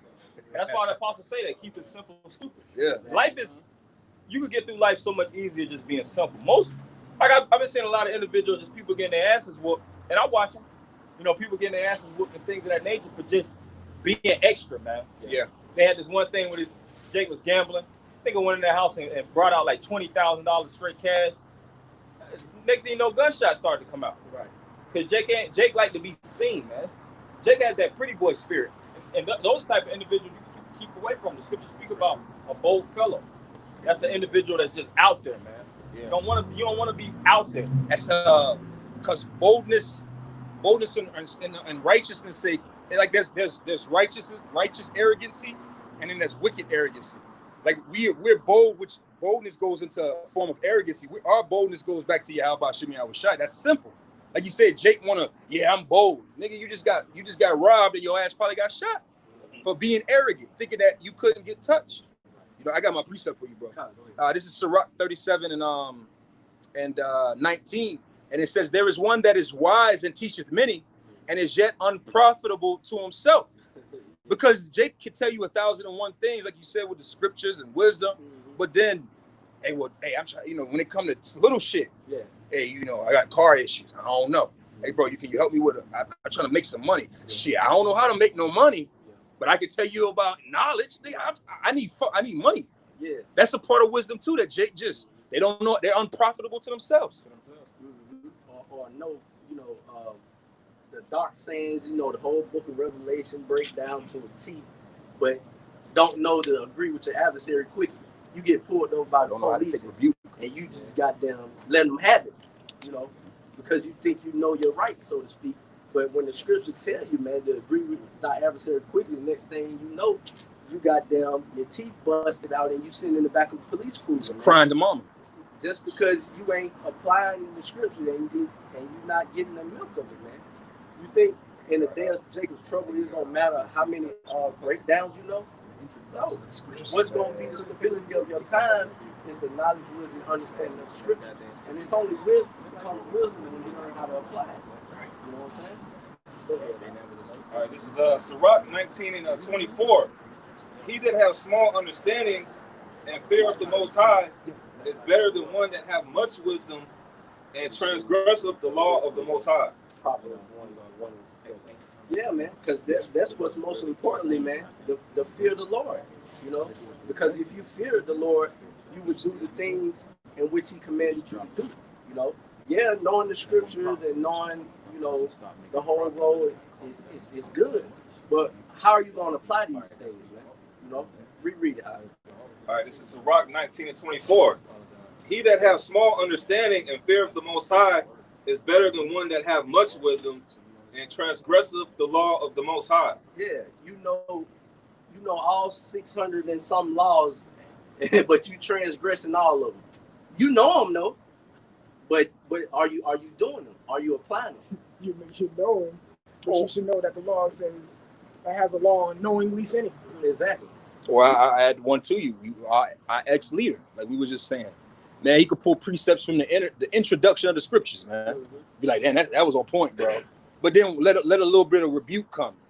Like that's another thing too. Brothers can pull. Well, when you handling this with your woman, this is what you do. Or when you handling this with your child, you do this. Or when your brother doing this. But then when a little bit of rebuke come, it'd be like you forget all the scriptures of taking the low. Right. You forget all the scriptures about the froward man and what's the other word? Or the gentle. All those go out the window. You just apply it through your own lenses of emotion. So like you said, it's like you got to be able to balance it all out. And all that takes a process, man. Yeah. You know, this truth isn't like microwave goddamn popcorn. You know, microwave noodles. See, everybody's used to that microwave lifestyle. Mm-hmm. This is a lifestyle. You grow in this. We're not grown up. You know, we're still in the processes of growing. You know, some brothers still on the milk, and that's fine. You shouldn't. If you want to milk, are you trying to rush to get to the meat? No. Scripture says, eat that which is sufficient unto you, man. Mm-hmm. And you grow by and by. That's why at the end of the day, one of the most important things that you want to have in this truth is understanding, man. Yeah. You understand how things are, and you ain't really tied in the emotions of it. Because a man that has understanding, they can process a lot more. Like as a child, you know, sometimes children get their asses whooped. They might not know, fully have a full knowledge. Well, they know, like you say, you know better. But the main thing is they understand. You have children that know and get their asses whooped, but they still don't understand why they got their asses whooped. Right. And then they grow up, rebellious, pissed off at their parents because of this situation. See, we understand. We ain't pissed off at our parents because we was in poverty. You didn't make enough. If you would have got us into this program, we would have had better lives. I would have been a millionaire. We understand we all under the curses. Right, exactly. So that kind of puts you in a spirit of rest, man. That's right, bro. That's right. This is Proverbs chapter 1 and verse 7. The fear of the Lord is the beginning of knowledge. But fools despise wisdom and instruction. Yeah, the fear of the Lord is the beginning of knowledge, man. Not knowing all the meat, It's good to know, but you want to start at the basis, man. That's the wisdom. You got to get that first before you get anything else, or everything after that is out the window because the foundation is shattered. You know what I'm saying? You don't start building the house from the roof. You see what I'm saying? You start at the bottom. I'm working on this house. I got the roof finished already. Hey, where the fuck you gonna put the roof at? You got a roof. You just got a roof up. You're right. He built the roof and sat it on the ground. So when he get ready to be like, bro, that's not how it works, man. Jake be want to skip steps. You know, you can't skip steps in the truth, man. Jake want to take the elevator every fucking time, bro. Sometimes you gotta take them stairs. You got to reread that. Proverbs chapter 1, verse 7. The fear of the Lord is the beginning of knowledge. But fools despise wisdom and instruction. That's right. Because, hey, you really a fool, man, if you ain't really got the basis of it. Hell. Because it's like in any process, you know the finishing, but how did you get started? You know what? You got to be able to also learn for yourself and be able to teach others too, man. You done skip the foundation, so you can't even teach a person that it has just now received the truth. Because you cheated yourself. Exactly, you done cheated yourself. You know, but you can teach him revelation like, bro, he just started. He don't need that. You can't walk him through Proverbs, Ecclesiasticus. You know, the simple things. Don't be a vocabulary. Right. Now you can't teach him because you don't know the shit yourself. You started out, you know, above your measure, man. Go ahead, Al. This is Hebrews 5 and 12. For when for the time ye ought to be teachers, you have need that one teach you again, which be the first principles of the oracles of the Most High, and are become such as have need of milk and not of strong meat. See? Hey, and that goes back to, you know, what we've been saying. And a babe don't come out chewing goddamn steak, man. If it did, that's scary. Your baby come out of the womb with fucking teeth chewing steak, man. Throw the whole steak away. hey, something wrong, man. So why dealing with, you know, the scriptures and the books? Why would you skip steps, man? You know, it's not wise of you. You know, because you malnutritious as hell. Right. You know, you looking good on the outside, but you malnourished because you didn't get all the vitamins and the supplements and the minerals that the milk had to offer, man. You straight to meat. Meat ain't nothing but a protein.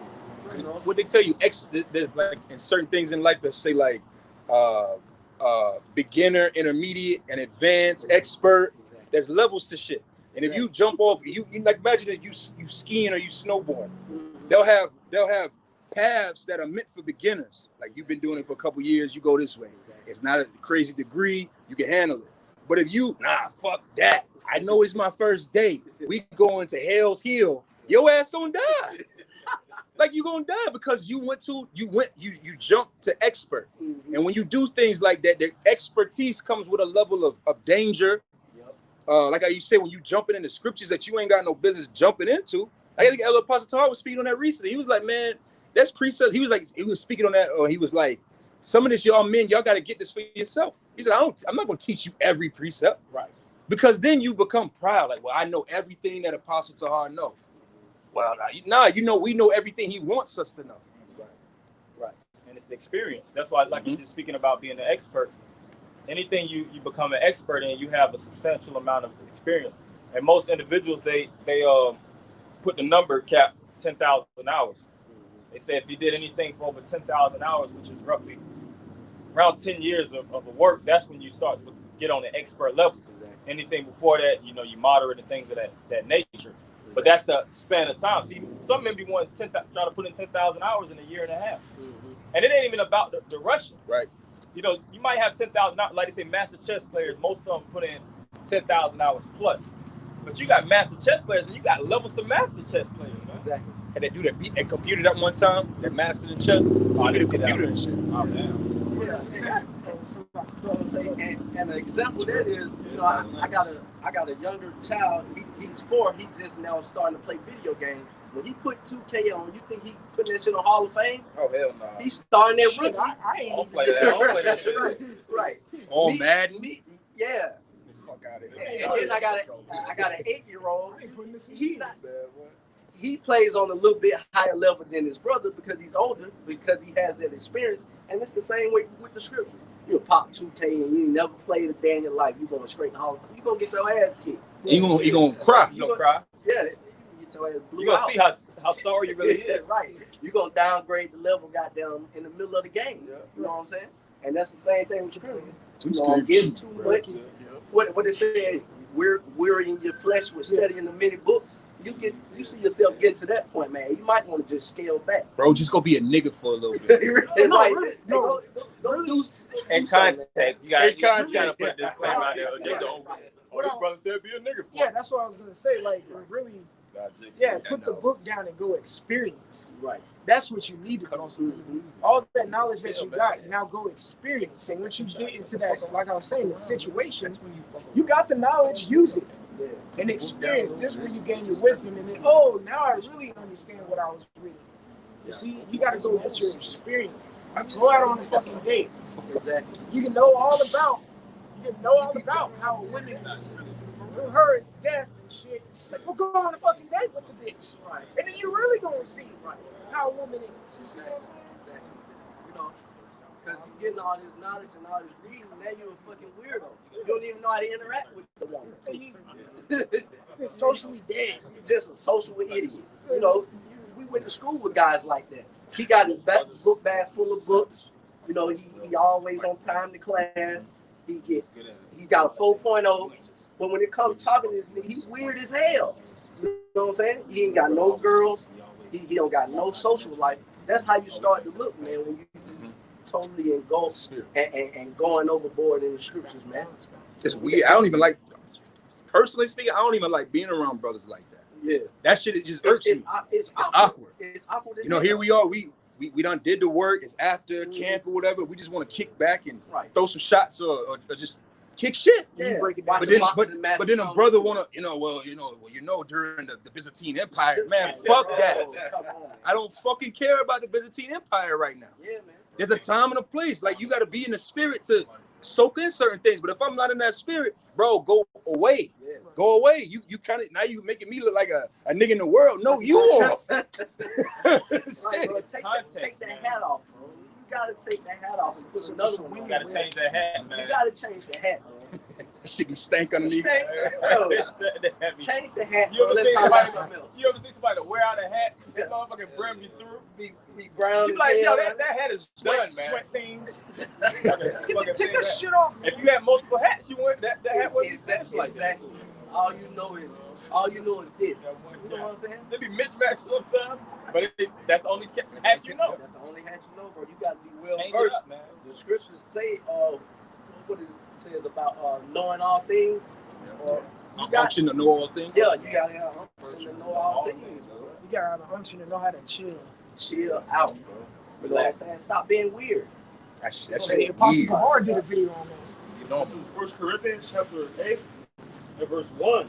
Now as touching things offered unto idols, we know that we all have knowledge. The knowledge puffeth up, but charity edifies. Oh man, reread that, bro. 1 Corinthians chapter 8 and verse 1. Now as touching things offered unto idols, we know that we all have knowledge. Knowledge puffeth up, but charity edifies. Going back to the scenario we just talked about. You in there trying to teach brothers. You watching. Everybody knows that, bro. Just sit down and chill out. You know what I'm saying? That puffing you up. Now you want to be seen. We trying to just watch the game, bro. We know you know, and there's men around you that know that. But now it's not your time, man. Right. You know what I'm saying? It's a balance to everything. You know what I'm saying? Go ahead. Yeah, if I may, in the beginning of that too, that shows you when and where too, where it says in the knowledge of idols, the touching of idols, we know. Yeah, we know about Yahweh Bashim Yahweh Shai. Me personally, I don't attend shit anymore. You know what I'm saying? It stopped ultimately, but even so, I get that we always bring that out when like Thanksgiving or Christmas comes around, and your family offers you like a plate. We always bring that script out. All right, man. Well, we know. Don't want to sit here and curse your parents out. Like, come on, man. It's a time and place. If you don't really want, then you don't have to. Me personally, I'm in the spirit. I don't even want the plate anymore. At first, there's nothing wrong to go over there and grab plate the fuck out. But don't just be over there breaking down why Thanksgiving is the worst fucking thing in the world, because it is. But you have some sense. You end up breaking. bringing out Leviticus the 11th chapter and shit. Right. Man, people don't want to hear that shit. Grab a plate what you know has the correct things that you can eat. Get the fuck on. And don't be wearing your woman's ears off at home either. Right. Oh, yeah. Because you ain't got nobody else to talk to, and you just want to every time you and your ribs sit on the couch, you always want to bring out a precept. There's a time and a season for that too. Sometimes your woman needs a precept, but then sometimes you just wearing her ass out, and you wonder why she hates you. Right. Nobody wants to hear it all the time. She don't need all them precepts. She don't need all them precepts. And well, baby, this is what the BLM. The scriptures speak on that. No, bro, shut the hell up, man. There's like a Jake. He a workaholic. He come home, he bring the work home and shit. Thank you. Don't nobody want to be around a person like Nobody that. want to be around. You like, nigga, go back to work. Talking about work at work. I hate niggas like, I be at work. Niggas want to talk about work. Bro, I don't want to hear about work. Nigga, I'm on my lunch break. Like, bro, that's those jakes. They get so caught up. That's the thing. That's why it's a net. The scriptures speak about. Matter of fact, look at this. You know what that account got to touch the Ark of the Covenant. It was falling here. Samuel. You know. You got. You on. I think you on. Okay. Oh, so like, just a quick point where I was trying to make reference to. Because I was saying that the scriptures is a net, and I'm gonna throw it right back to the brother. Okay. But this Proverbs 1, verse 2, to know wisdom and instruction, to perceive the words of understanding, to receive the instruction of wisdom, justice and judgment, and equity. Which equity goes into that which is equal balance. To give subtlety to the simple. Because when you come into knowledge, you come in simple. Yeah. You know, you don't know nothing. That's why you actually come in and being brought into this truth. But you learn the art of subtlety, which the word subtlety, sub is under, and till goes into the web. Like Apostle Gabar, he brought this out years ago. The spider. The spider has a certain type of I would say like a silk Secretion or whatever. a secretion of silk that they secrete out of their mouths, and that's how they create those immaculate webs. And they know how to work the web. They know how to be on top of the web and not. You never seen a spider like, damn, the spider caught up in the web. Let me help the spider. Y'all come help me. Yeah, no. They build the web, and they don't create super big webs. They create a certain web that they can walk on to catch others in. Whether it's in a corner or they know exactly where they at. They position it. That's right. And we have to be the same way. We have to be subtle. You don't get caught. See, some men get caught up in the web there.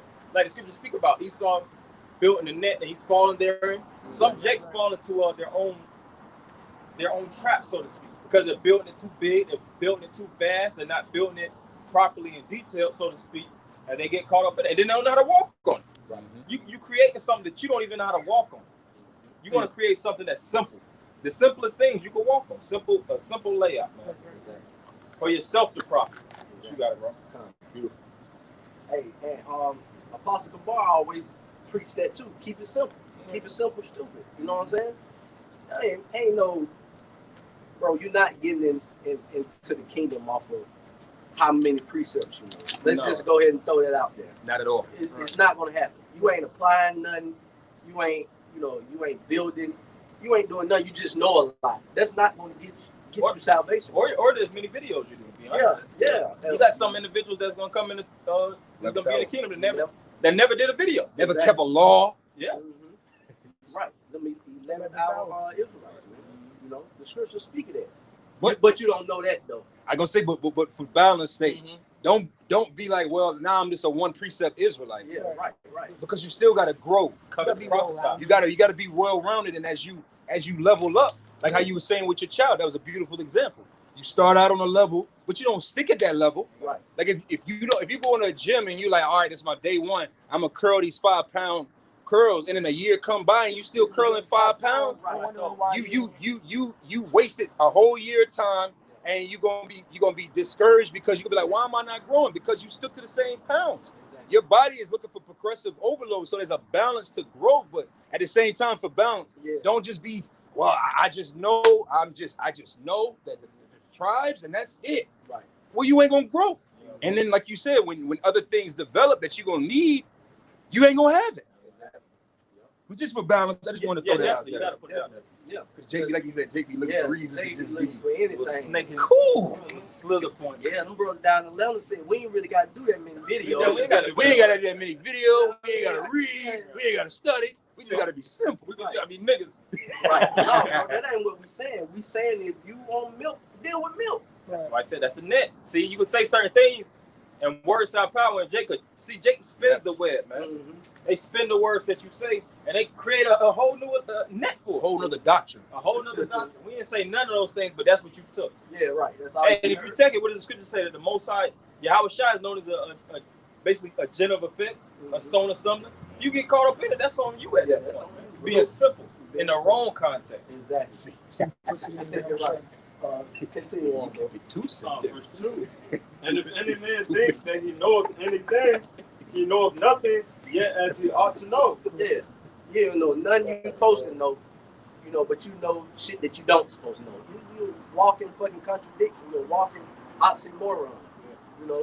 You claim to be on a certain level, but when it comes to the simplest of things, you are unable to get yourself out of it.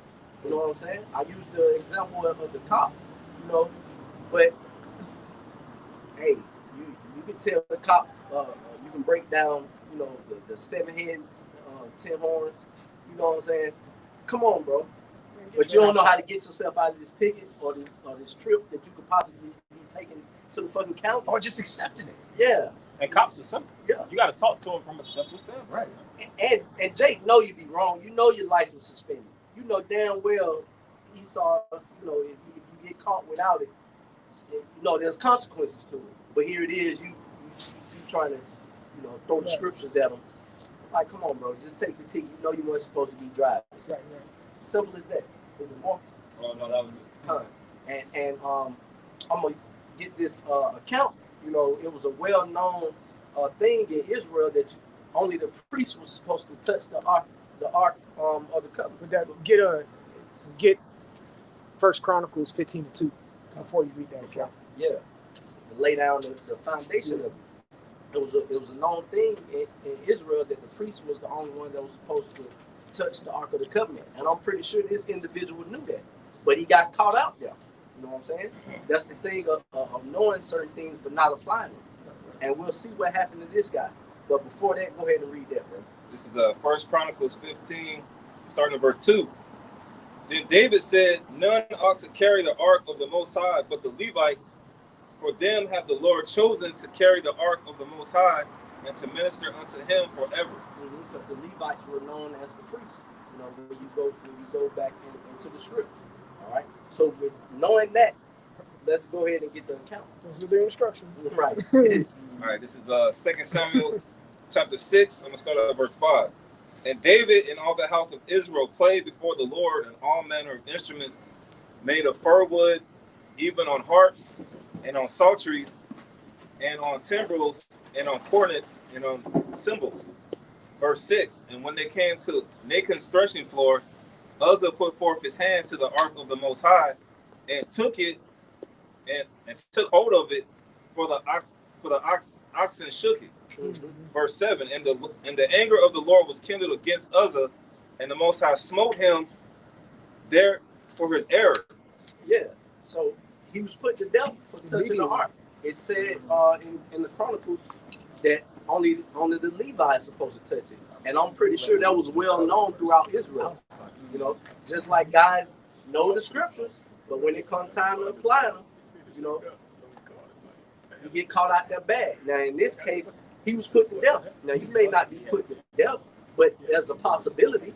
You know what I'm saying? By knowing the scriptures but not applying them. You Get Acts 5. You were speaking about the other time. Exactly. Get Acts 5. Acts the 5th chapter. Because it happened multiple times in the scripture, man, where the people knew, but they didn't apply it. You know what I'm saying? Here it is, the ass or donkey bumped the ark, and the guy thought it was, was going to fall and hit the ground, and he touched it. Something as simple as that, man. You could be put to death. Wait, two, that showed, you can say a lack of faith. Mm-hmm. Two, from Uzzah. He, I think it's going to fall. But, according to Jeremiah, the 32nd chapter, I think like verse 26, it talks about that nothing is too hard for the Lord. So what would be so hard for the Lord to keep the ark up? Just keep just keep the saying of what David said. Don't touch the ark. Nothing's too hard for the Lord. If it was going to tip over, who says the Lord won't just put it right back up? He don't need you to, exhort yourself or whatever. It's something that doesn't concern you. Exactly. He's probably a demon, man. He's probably a demon in that Yeah, before in the that, understanding man. of it, yeah. Because even with Lot's wife, it don't go into the details of why that happened, but there's probably some more to the backstory, like for his ass. Because the Lord said that no man's ever died being innocent, perishing being innocent. But like, goddamn, Hey, it's possible. Yeah, he could be a demon. He just be a regular Joe Schmo. Yeah, at the end of the day, you see prophets. You see prophets in the script who prophesied, did all that. He made one wrong move, got tore up by lions and bears and things of that nature. You see? Water for y'all about Shimmy our shots person. That's it. Moses got to pay attention to the promise land. Nah, Moses didn't make it. He didn't make it. And then you get the scriptures. Does You that get a make little him emotional and shit. Right. But does that make him? But Moses didn't make it because of that. You like, Right. but you understand. See, in the truth, you understand more. But you be like, damn, if I was in those shoes, I probably would have made that same. I wouldn't even have been on close to a level of Moses, and he didn't make it. Right. That's the scriptures really humble you, man. It does. You like all that work that he put in, him and his brother Aaron. Even Aaron building the golden calf and going off. Right. He had to fix it for Jake. He went through a lot of grief, and he still didn't make it. But it was all for prophecy's sake, for the truth's sake. Because him in reincarnation, he's gonna make it. Right. But it had to build up to something bigger, man. The Lord, I'm not saying he pawned Moses out, but the Lord will pawn certain men out, for the sake of the truth's sake, man. 2/3 really they getting pawned out, for the bigger picture. So False prophets. What do they say? The necessary evils. Some individuals are necessarily set up to be evil, for the ministry's sake. As it is written, you can't do nothing against the truth, but for the truth. Another man kind of like that is Stephen. Man, he was just. It talks about the 7 men who were filled with the Spirit. Man, but Stephen was filled with the Spirit.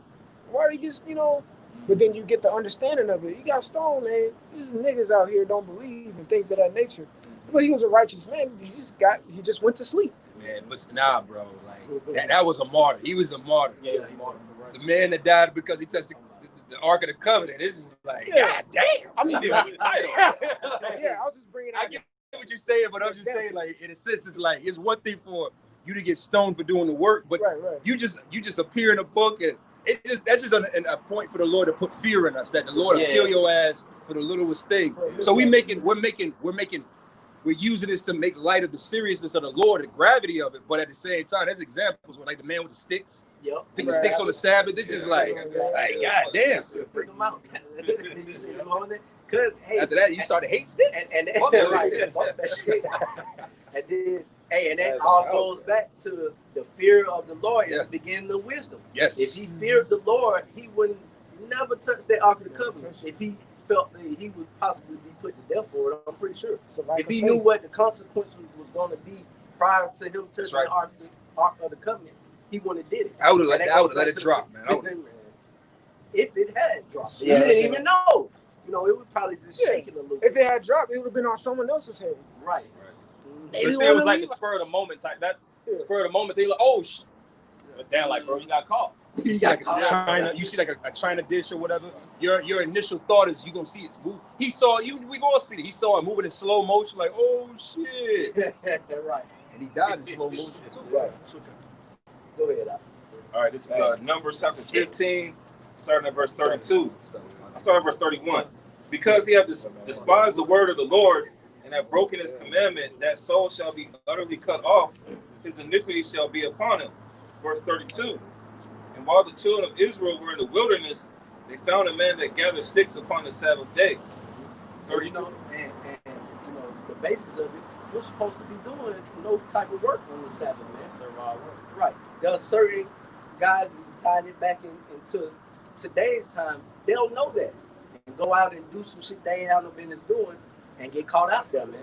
It's the Sabbath, bro. What you was doing for building the house when you ain't have to, and some shit collapsed on you. just something as simple as that, man. The Lord will take you out, man. So that's why you gotta not only know the scriptures but apply them. You know, that's the key. Go ahead. All right, Numbers 15 and 33. And they that found him gathered sticks, brought him unto Moses and Aaron and to all the congregation. Verse 34. And they put him in ward because it was not declared what should be done to him. And the Lord said unto Moses, the man shall be surely put to death. All the congregation shall stone him with stones without the camp. Hey, that's a horrible way to go out, man. For something as simple as, you know, it was something as simple in the eyes of men as picking up sticks on the Sabbath. But hey, you better do what the Lord told you to do. He said no work shall be done on that day. Then that's what it is, man. You know. So don't be like we were saying. Be simple, but don't be simple. The water and always is like there's 1,000 reasons to give the glory and honor to Yahweh Hashem Yahweh Shai and be thankful to Yahweh Shai, because Yahweh Shai sat in that mercy seat and allowed us to be able, because we go off on the Sabbath. You know, there's things that we are not able to avoid on this side. So the Lord sending his son, Yahweh Shai, to basically be that buffer, be that, sit in that mercy seat and be that continual sacrifice for us. Man, this is the water Yahweh Hashem Yahweh Shai, because if that sacrifice wouldn't happen, we were still under that old law, man, we probably should have been murdered like 30 times last week. Exactly. Should have died. We commit sins every week, and then, you know, sometimes them sins they add up. Be like, nah, bro, you got like 8 charges. Right. Iniquity. Right. Yeah. So hey, like I said, the water Yahweh Hashem Yahweh Shai, man. You know, for being the buffer, being what's the word? The ambassador, so to speak. He's on the forerunner of our faith. Yeah, reconciling the relationship between us and the Lord. And that's why he had to have such a high office as the high priest, because he had to be without spot and blame to basically erase the old law. You know, of course, we know it as, you know, putting in context. It's not erased, hasn't done away with.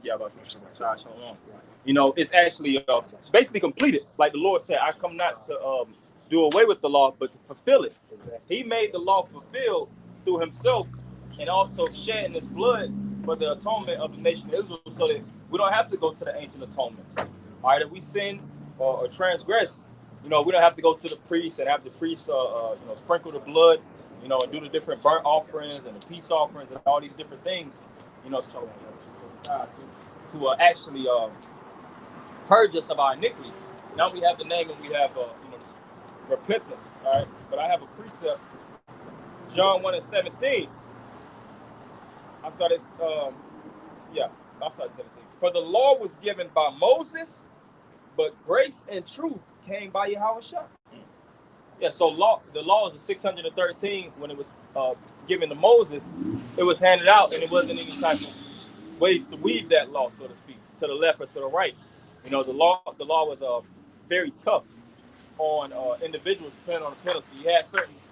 You had certain crimes that you might have to pay a privilege, you know, pay a certain amount of money, or you would have to, you know, penalties were higher. You know, some will be put to death. And all of us have done things that were worthy of death. Exactly. If you sold drugs, you worthy of death. If you took drugs, you worthy of death. You know, so that's why, you know, Yahweh Shai, he is that man to give us that level of mercy through the grace. That's why the scriptures always speak about the grace or the mercy of Yahweh Shai. And it's not mercy to keep going off, but to turn back and return unto the Lord. It's Romans 6. Yeah, go ahead. This is Psalms 130 and 3. If thou, Lord, shouldest mark iniquities, O Lord, who shall stand? Hey, and what the scriptures say, whoever be without sin cast the first stone. We ain't without sin. You know, our righteousness is as filthy rags, man. John 8. So we know, so like we know that in this current setting that it's impossible. You know what I'm saying? But we just, you know, using that as an example, man.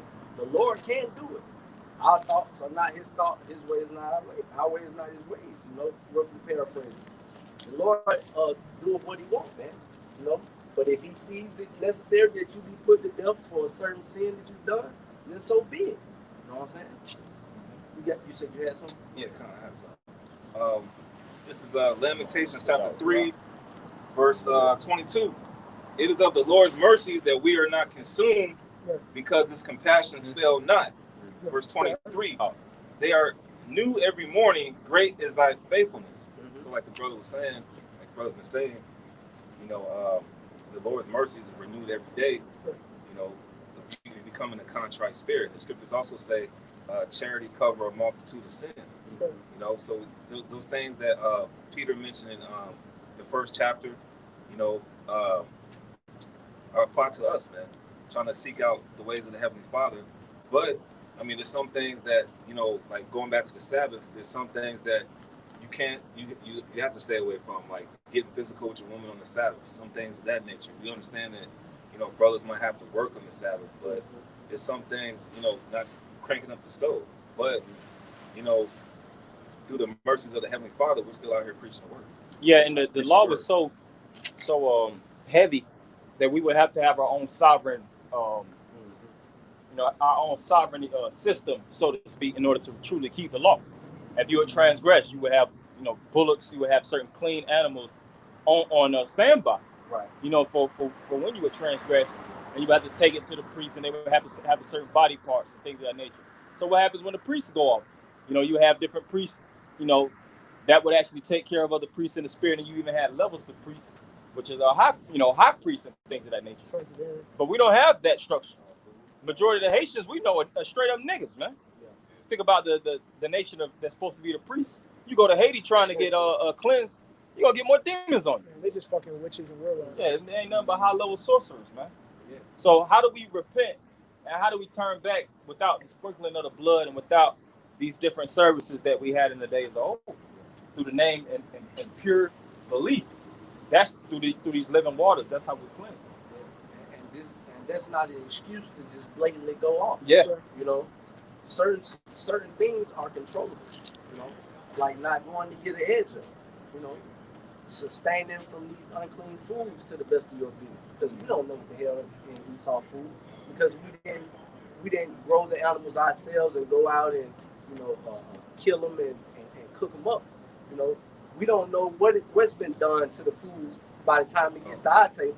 You know what I'm saying? But we don't have control over it. We don't have control over it. Just like they were saying, we have to have our own sovereignty system set in place, man, and our own land. We over here in a strange land, in the enemy's land. Scripture says what? How can we sing the Lord's song in a strange land? Exactly. Which this is truly the Lord's song, and we can only sing it really through the words, but we can't fully keep like you were just speaking on. We can't fully keep these different commandments. We can't fully, you know, basically be Israelites. We're not full-scale Israelites. You know, we're rehearsing the righteousness. I got a precept out there, brother. This is Baruch chapter 4 and verse 1. This is the book of the commandments of the Most High, and the law that endureth forever. All they that keep it shall come to life, but such as live it shall die. And that's the thing too. The commandments was conducive to life and longevity, man.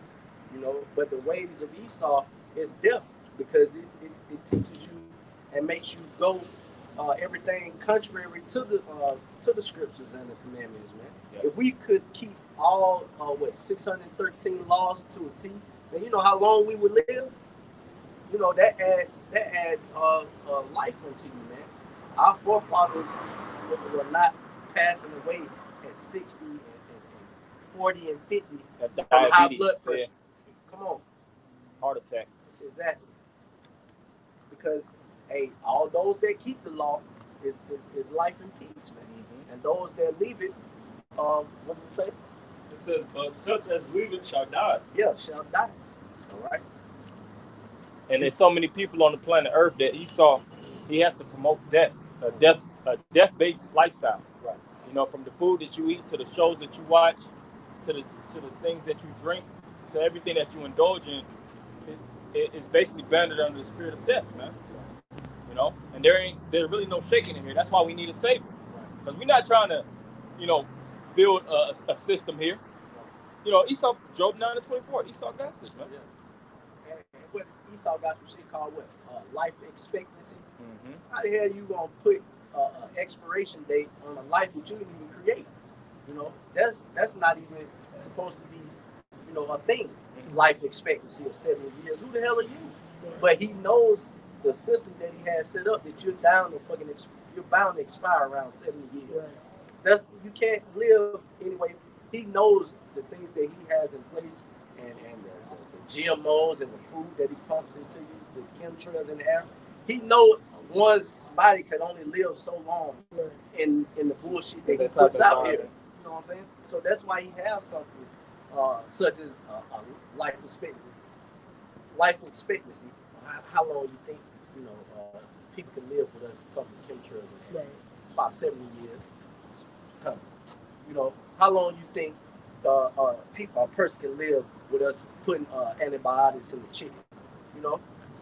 Esau experiment on every type of level, and what and the conclusion that he came up with is 73 years. And that's why they have retirement ages. Which you retire usually around the time you damn near finna die, right. As well as mortgages. But see, the whole system is built off of your time to die, really. You try to purchase a house, which takes, usually 25, 30 years. 30-year fixed loan. 30-year fixed loan. So you'll get that, you get the loan from the bank to purchase the house, and you got to purchase the house plus the interest and all this. And that's why mortgage, like you have the term mortgage, which goes into death. It's a death pledge, or a mortgage is a death note. So you basically paying it off to the time of death. There ain't no buying houses here in America. Yeah. Thinking that you're gonna purchase a house and it's gonna be, you're gonna have the property rights and have full. All you're gonna do is all the income that you're gonna make throughout your life, you're gonna spend it to give it to the next generation to sell that goddamn house when they're in trouble, man. Right. That's the reality of it. Right.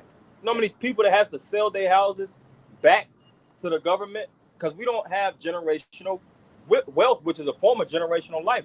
It's generational death, man. Got another thing called foreclosure. And then those 30 years that you've been paying this mortgage, you've been pumping utilities. You've done certain maintenance on the house. But by the time you're 30 years up, that shit ain't even worth the fucking paper that you signed. It's not even worth the ink that's on the paper, man. Go ahead, bro. You said you had something? Oh, that was Coach Carl. You had something? You had something? Yeah, I got something. This is Hebrews 12 and 16. Lest there be any fornicator or profane person as Esau, who for one morsel of meat sold his birthright. It's like the brother was saying, this is Esau's MO, man. Like he tried to sell his birthright real quick. He's in that quick mind state, man. That death-like mind state. Okay, read that over. All right, this is Hebrews 12 and 16. Lest there be any fornicator or profane person as Esau, who for one morsel of meat sold his birthright. Right, so Esau doesn't truly see the value in life. He didn't even see the value in his birthright. And that birthright was, when you read in, Genesis, the 25th chapter, or the 27th chapter, it goes into the blessing that was given to Jacob. And Esau basically didn't have no parts in that, But he really got the earth in today's time by death, destruction, and bloodshed, man. Like I said in John 10 and 10, the thief cometh not, but is still kill and destroy. And they fabricated this system that this system creates life, when in turn it creates death. Somebody get a Revelation 6. You can get Habakkuk 2.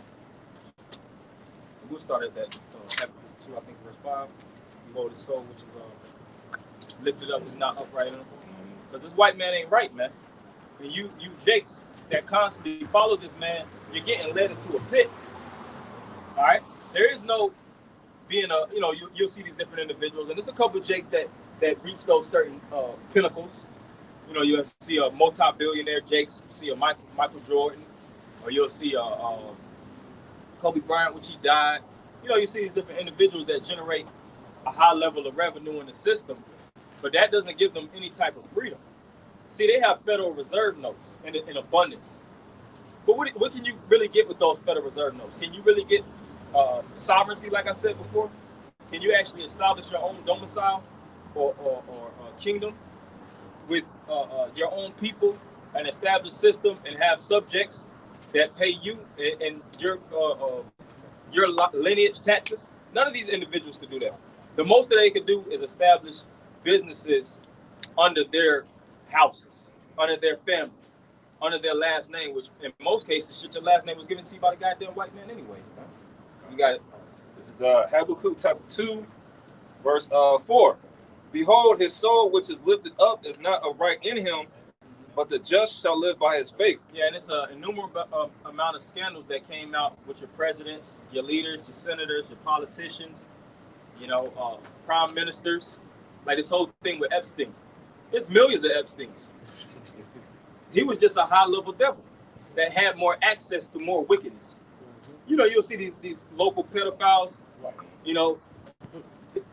the reason why they can't really move and shake and go country to country and really do it big like that is because of lack of resources. But then you have these crackers that get super big, man. And they're the ones that are over the drug trafficking rings and the sex trafficking rings. Piece of cake. Yeah, piece of cake. Was that scandal came out, what was that, like 2-3 years ago? And piece of cake. And they show how many political ties was in that basically that corporation. You see the real naked. You see the nakedness of Esau, and you're like, damn, these leaders is wicked as hell, man. Including the niggas God Obama. He was a part of that Pizzagate too. A part of it too. Oh, y'all forgot about that. And because these individuals, they engage in what's known as sex magic, man. They have sex with little boys and little girls, and they'll drink the blood. Your brother had put a video out when Mr. Burns from the show The Simpsons spoke about drinking the blood of individual children because it has nutritional benefits, and it has high levels of potency, and that's part of the magic and the witchcrafts that this devil taps into too. And they drink a lot of blood of you blacks and Latinos. Just putting it straight and simple. This is the reality of the world that we're living in, man. Jake just wants to see. Most people just want to hear about money talk, man. Money talk, building, establishing, entrepreneurship, fat cars, bad bitches, diamonds. That's the facade, man. Nobody don't give a damn about that. That's the optical illusion that's put in front of you. But what's really going on behind the scenes to get to the that actually got to the point where all these different diamonds and things is in the system, and these different cars. What do they do to your body's health? See, people don't really look at that. They just look at everything from a front view position, man. They don't never really do their research and look back. All right, you go read that. All right, Habakkuk chapter 2, verse 5. Yea, also because he transgresseth by wine, he is a proud man, neither keepeth at home. Which the wine represents the philosophy. Whenever you push wine, you might go with a woman, go out with a woman, and starting off with wine and certain drinks and things of that nature. You do it to do what? Ease the mood. Most cases, if you're in defensive mode, you get somebody on a glass of wine and things of that nature, or you kick back a shot of liquor. Like if you're at a party, you don't never, in most cases, see somebody just super uptight. Most people are relaxed because what? They got that drinking. So Esau pushes that wine to really break down nations. That wine has tore and plundered most nations through what? Sometimes loans. Let's deal with the elites. The international banking families, they became some people say trillionaires, a multi-trillion-dollar conglomerate from banking. Riding that bench, throwing money in certain individuals' pockets and returns. All right, large returns that they knew that the corporations couldn't, or the countries couldn't pay. Interest. And through extremely large interest, which is really loan sharking. Mm-hmm. And then they basically property seizures. It's basically big boy IRS. Instead of the IRS coming to you, they come in the countries taking that shit over, man. Keep going. All right. This how this devil get down. I got a precept right Okay, you go ahead. This is Revelation 18. I started verse 2 and 3. And he cried mightily with a strong voice, saying, Babylon the Great is fallen, and is become the habitation of devils, and the hold of every foul spirit, and cage of every unclean and hateful bird. Yeah, and it says Babylon the Great is fallen. All right, Babylon goes back to the word Babal, which means confusion. This place is mixed with confusion. The word confusion itself comes with and fuse. Whenever you fuse something, you mix it.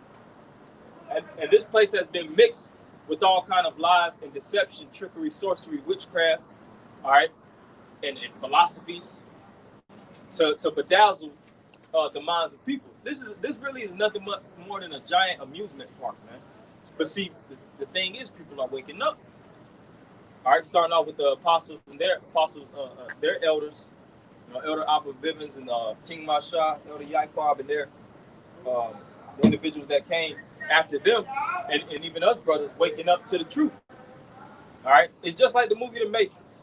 You see how everybody was asleep, everybody was walking and going along with the get along, but you started to have those souls that was awakening. It was just a small company of men that was able to yank that whole system down, man. Keep going. Verse 3. For all nations have drunk of the wine of the wrath of her fornication, and the kings of the earth have committed fornication with her, and the merchants of the earth will wax rich through the abundance of her delicacies. And in Revelation, that was Revelation 18, I think, jumping down, it speaks about the level of, or all the products that they basically have their hands in. All right, it speaks about the frankincense, it speaks about the cinnamon, the gold, the silver. Only a man that controls the whole earth has that level of control. You see it in the around the Revelation 18, starting at verse 11. And the merchants of the earth shall weep and mourn over her, for no man buyeth their merchandise anymore. Keep on. That's when America is destroyed. But this whole place, this giant gift shop, or trick shop that most people are engaged in, this, that's having fun, is going to come to an abrupt stop. And one of the main things that's going to shut this place down is the missiles. All right, and the Lord's not going to take all the silver out of here first, and get the cinnamon, and we're going to get the the pleasurable things, the things that we most covet. We're not going to take those things on a chariot. This whole place is going to burn, man, because everything here is really lost its value. Esau has really devalued and demonized everything on this. That's why this is known as what? The bloody city. Keep going. All right, verse 12. The merchandise of gold and silver and precious stones and of pearls and fine linen and purple and silk and scarlet. Yeah, who owns all these things? Not so-called blacks. Even when you think about black, proper individuals that have a lot of property within the black community, it'll be hard liquor. It'll be things of that nature, like Jay-Z and P. Diddy, the Ciroc and Ace of Spades. I think he's also a Medusa.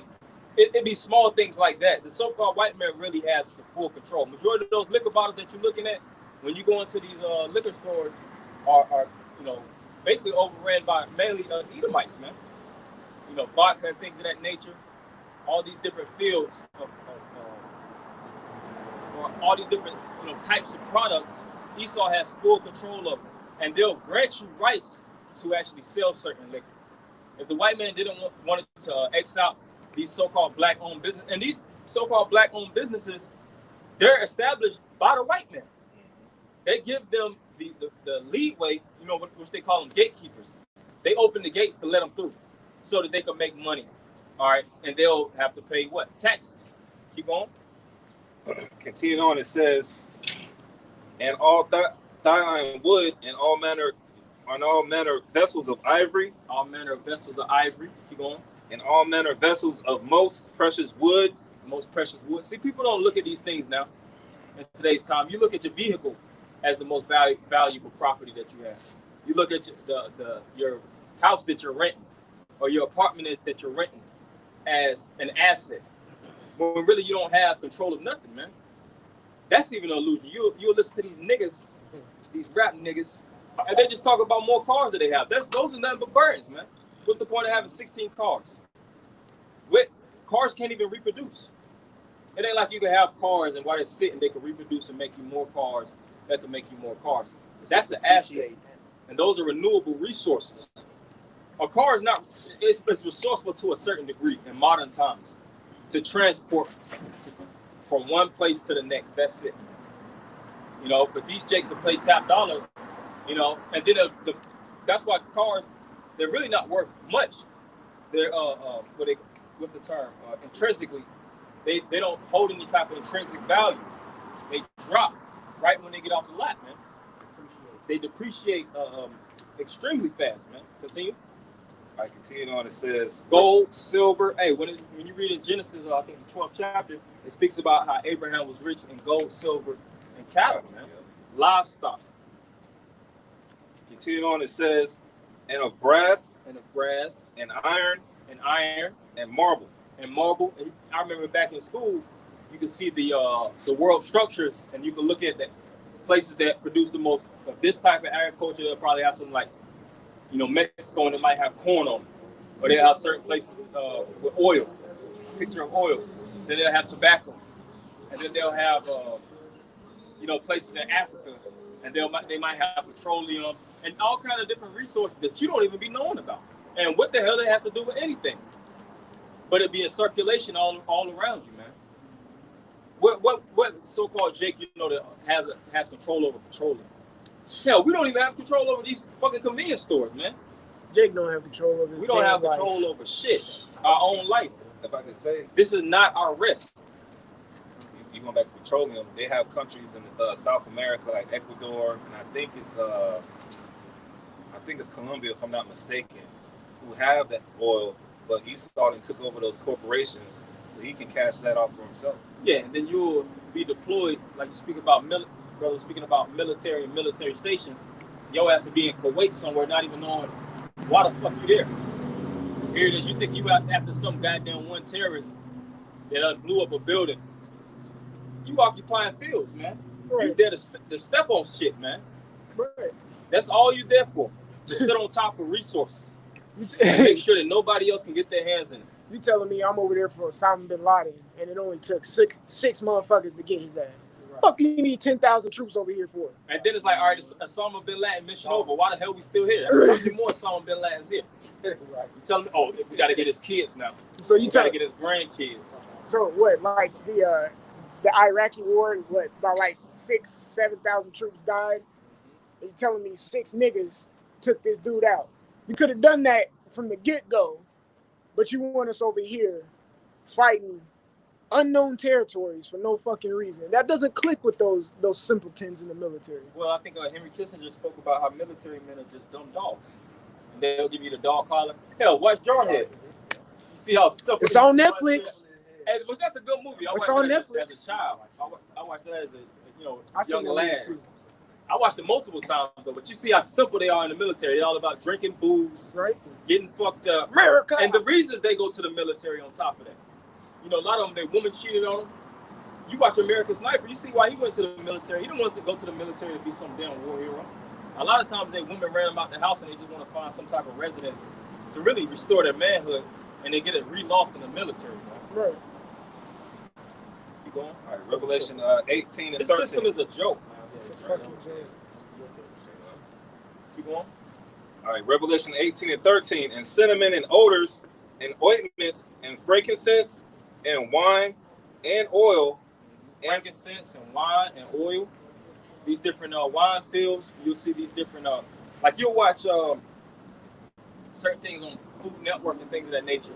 Well, like going into back in the day, but in today's time, of course, you have YouTube, where you can look at these different cranberry fields, and you'll see it in abundance. Or you see these different fields that might grow grapes, these agricultural clusters, the acres that they actually control. Most ain't talking about a little handful of things. We talking about ones that control states.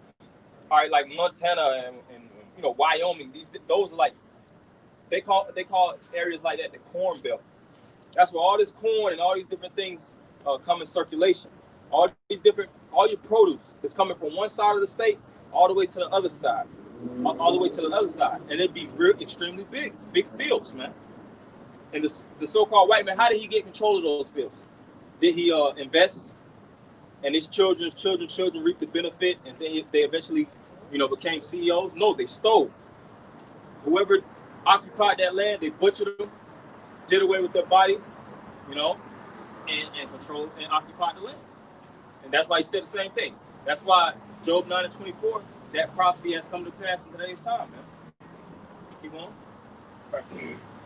Revelation 18 and 13. Continuing on, it says, and fine flour, keep going. And wheat, and beast, and sheep, which is your cattle, livestock. You have horses, which even owning a horse is extremely expensive. I think they were saying during the time of horses, they was pushing people to own. I forget how they switched it, but they swindled it. Like it was a time where they basically got people off of purchasing livestock and got people purchasing all these automobiles. And when everybody started purchasing automobiles, that's when they started controlling the livestock, man. But you have $1 million horses, man. Those thoroughbreds, those ain't no cheap ass horses. Even to have a horse, you have to have riches, to be honest. You have to have a level of acres. You have to have some type of property to even have a horse. That's true riches. Keep going. All right, continue on. It says, in horses and chariots. And chariots, which is a vehicular control. Toyota, Honda, Hyundai, which there a lot of them are Edomite or Japanese, German-based, models, but none of them are come from Jake. And we're the creators of all things. A lot of these things were even inspired by ancient world chariots. Esau took the ancient world model with that's what you have in today's time, horsepower. You'll see an individual riding a chariot, and you'll see multiple horses steering it, that's in front of that chariot, and they'll steer it, to get to locations faster. And the more horses that you have saddled up, the momentum that you produce, and the more that they can actually carry. All right, that's why in today's time you have certain cars, built with certain engines and certain horsepower and things of that nature, because it's modeled after the things either Jake produced or the Most High produced. Same thing with these aerial vehicles, these airplanes and fighter jets. They took those models from birds, man. A lot of the aerial dynamics, and design, for speed. That's why most things that you see that's artificially created, there's something natural that was already here.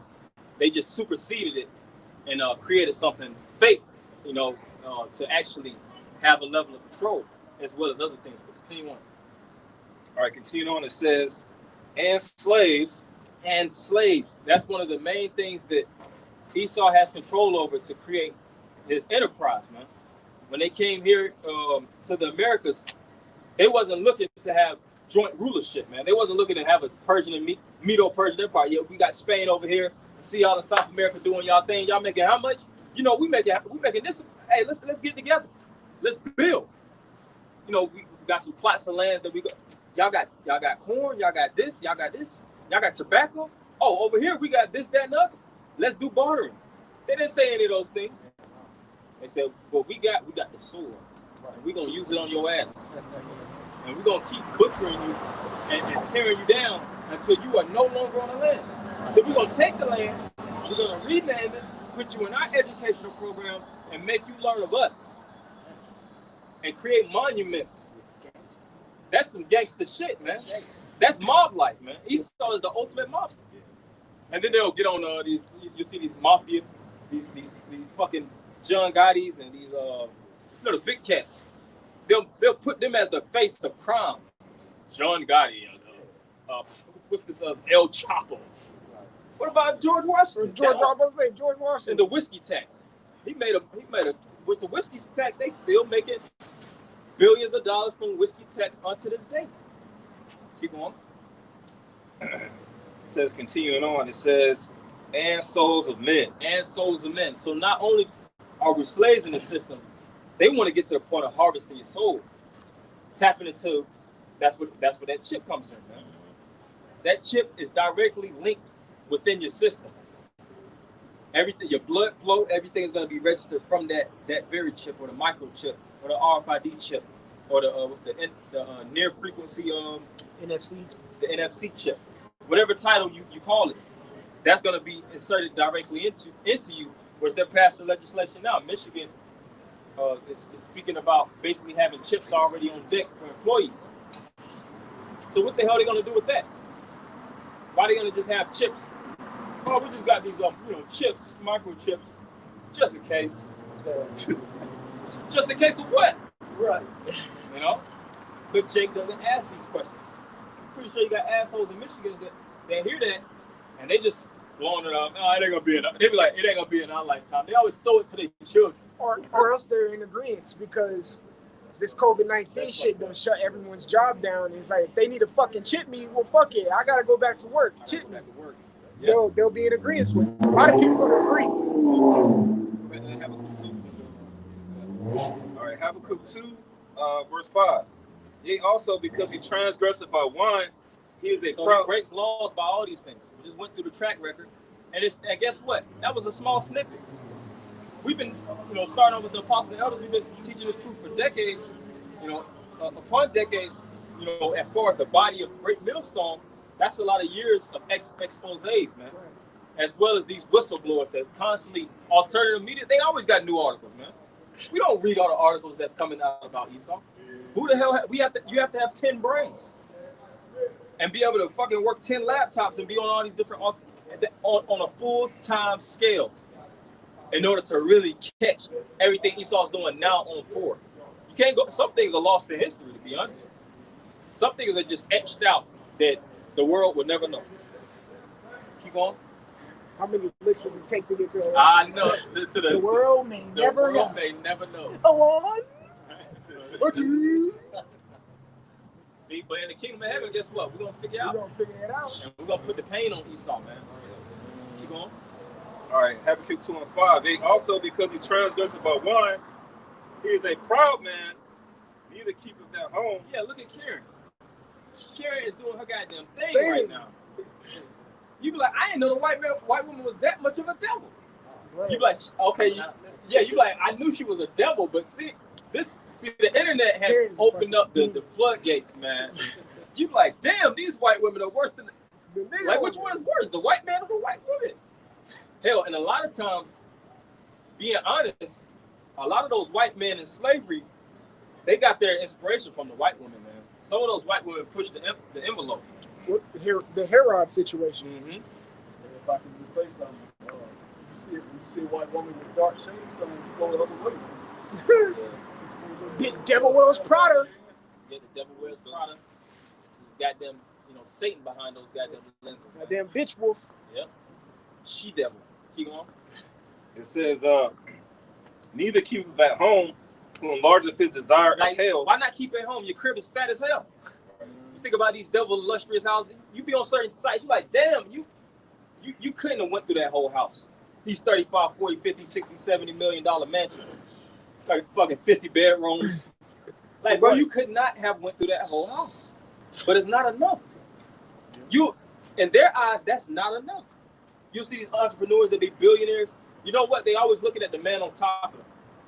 So they'll scheme and rob and do anything it takes to turn that 50 bedroom house into a 100 bedroom. Right. Even though they don't need it. Right. Here it is, you all decrepit, broke down, your rod don't work. Talking about Esau. 85, just through, but you want more. Right. What the fuck you gonna do with it? What the hell you gonna do with it? It's that conquering, that conquistador, Alexander the Great mentality. Devil mentality, man. It's like, even like Elon Musk, right? Motherfucking rich. Fuck you want to go to space for? Why you got some space? Why you sending the Tesla into the high levels of the atmosphere? Let me say that. Like, you're bored. Bill Gates. Yeah, you're bored. Like, what are you doing? But it's that mentality. Yeah, they can never have enough. They're like, all right, I'm satisfied with this $400 million. All right, I got all these different firms all over the world. I got people working for me. You see, they don't sit down. Devils do not sit down. They still be working. You're like, why your old ass ain't sit down yet? You still working? Go kick back some fucking mojitos and chill. Watch the game. Hell, be on front line, with on the front of the court side. Yeah, be court side. Shit, be in the game, goddamn. I know. Create the game. These devils have power like that, but they always want more. Because they're not designed to chill. They're designed to be the devil. Right. Scriptures speak about how the crooked can't be made straight. Keep going. All right, continuing on, it says, and cannot be satisfied. You can't be satisfied. You ever dealt with a woman that can't be satisfied? There's no end to her, man. Ain't no pleasing no woman that can't be satisfied. They had that one picture with Jake on his knees with that big ass earth in his hand. I fucking hate that. Yeah, and she's sitting on his head. She said, "Where the stars at, nigga?" Damn. It is. He done gave for the fucking world. Damn near breaking, snapping his back, holding up that earth to give to her, And she like, with a star, nigga, with a sun at, nigga. That's Esau. And Esau really, well, yeah, the black woman's a devil too. I ain't even gonna say that Esau put that mentality in her. He helped push. Insisted. He gave her, like the scripture speak about, the passage, that water. Right. Speak about, the scripture says in Sirach, give not a wicked 25. woman water. I'll get it. Yeah, get that. It's Sirach 25. Yeah, water passage, the liberty to gather broad. Basically, cut off her water, man. You cut off her water supply, she gonna only want to drink from your waters, man. Right. But when you unsatisfied, that means stuff is always flowing your way. You always getting, and you always need. Anybody that's needy like that, get the fuck away from them. Period. Talking about Sirach 25 and 25. Okay, yeah. This is Sirach 25 and 25. I'll start at verse 24. Sirach 25 and 24. Of the woman came the beginning of sin, and through her we all die. Even and Satan, man. That's a tag team that stands to this day. There has never been no dynamic duo such as the black woman and the white man. Name it. They the fucking Ed Hardy brothers, man. They the fucking Hardy brothers. They work together. They come together like peanut butter and jelly. Son of a bitch. You would think, you like, really, shit. A lot of these black women is property of the white man. You know, they really are fully controlled by this. They're literally like white women in black skin. They're fucking blackface, man. Fucking Ted. Keep going. Verse 25. Give the water no passage, neither a wicked woman liberty to gather broad. Yeah, you cut off the water supply. See, back in the days of old, we could cut off women resources. Right. Are you talking shit? I ain't giving you no rod for the rest of your life. Hey, David did it. And then she committed adultery. Guess what? She has getting put to death. You're going to have somebody with shit ready to take her ass out. Yep. Hey, they would have certain men that would actually watch the household. In today's time, they would say, eunuchs. Yeah. But they would have certain men that watch the household, and those men were totally faithful. They wouldn't touch no woman that was given to the king and things of that nature. Nowadays, in today's time, you leave the crib, she got 5 niggas in the crib. Right. Hey, say for instance, you catch that woman, and you might want to put her to death. She could actually divorce your ass and get spousal support. The judge won't put her to death. She's not gonna get locked up from cheating on you. But as soon as you put hands on her, oh, that's it. Right. Your ass looked at like the worst shit on earth, man. This is an ass backwards system. It's twisted. It's demented, man. And it's not our rest. So you jakes that's trying to sit back and relax, recline here, you ain't in the right spirit, man. You going? Yeah. Habakkuk. And then we'll go to that Revelation 6. Habakkuk 2 and 6. So not all these take up a parable against him, and a tonic proverb against him, and say, woe to him that increaseth that which is not his. Yeah. How long? And to him that ladeth himself with thick clay. And clay, when you look in the Hebrew, is I think a batya, which is debt. If you look at the federal debt clock, it's constantly climbing up. It's never going down, never going down. Every year, it goes up. It was a time that debt clock was probably $100. Now it's 25 trillion. It's 25 trillion. Oh, just $100. Yeah. I can pay that Well, back. we'll get it back in 100 years. Throwing it off to the next generation. That's a demon itself. You just always putting it off to the next generation. Now you're 25 trillion in the hole, man. It says as of right now, there are 26. 26. Yeah, 26. Where the hell are these trillions coming from, man? Esau is horrible with money. That's why it tells you in Sirach 10, I think of verse 24, how the Lord is going to set over it when basically that is profitable. Oh, the fourth verse. And in 20, I think it's another verse going down though. It speaks about how the Lord is going to put in somebody in due time, and it's another one that speaks about through unrighteous dealings, the kingdom is translated from one people to another. You can get both of those, and we'll go to Revelation 6. You can go ahead. All right, this is. I'm talking about with the Revelation 6. I think verse 4. The red horse. This is Revelation chapter 6 and verse 4. And there went out the horse that was red. Yeah, horse is indicative of power. Speaking about horsepower. So Esau riding the horse, that means he's on a power seat. And he's galloping abroad, taking shit out, right? Kicking ass and taking names. Hey, keeping it real, these devils and their occupations.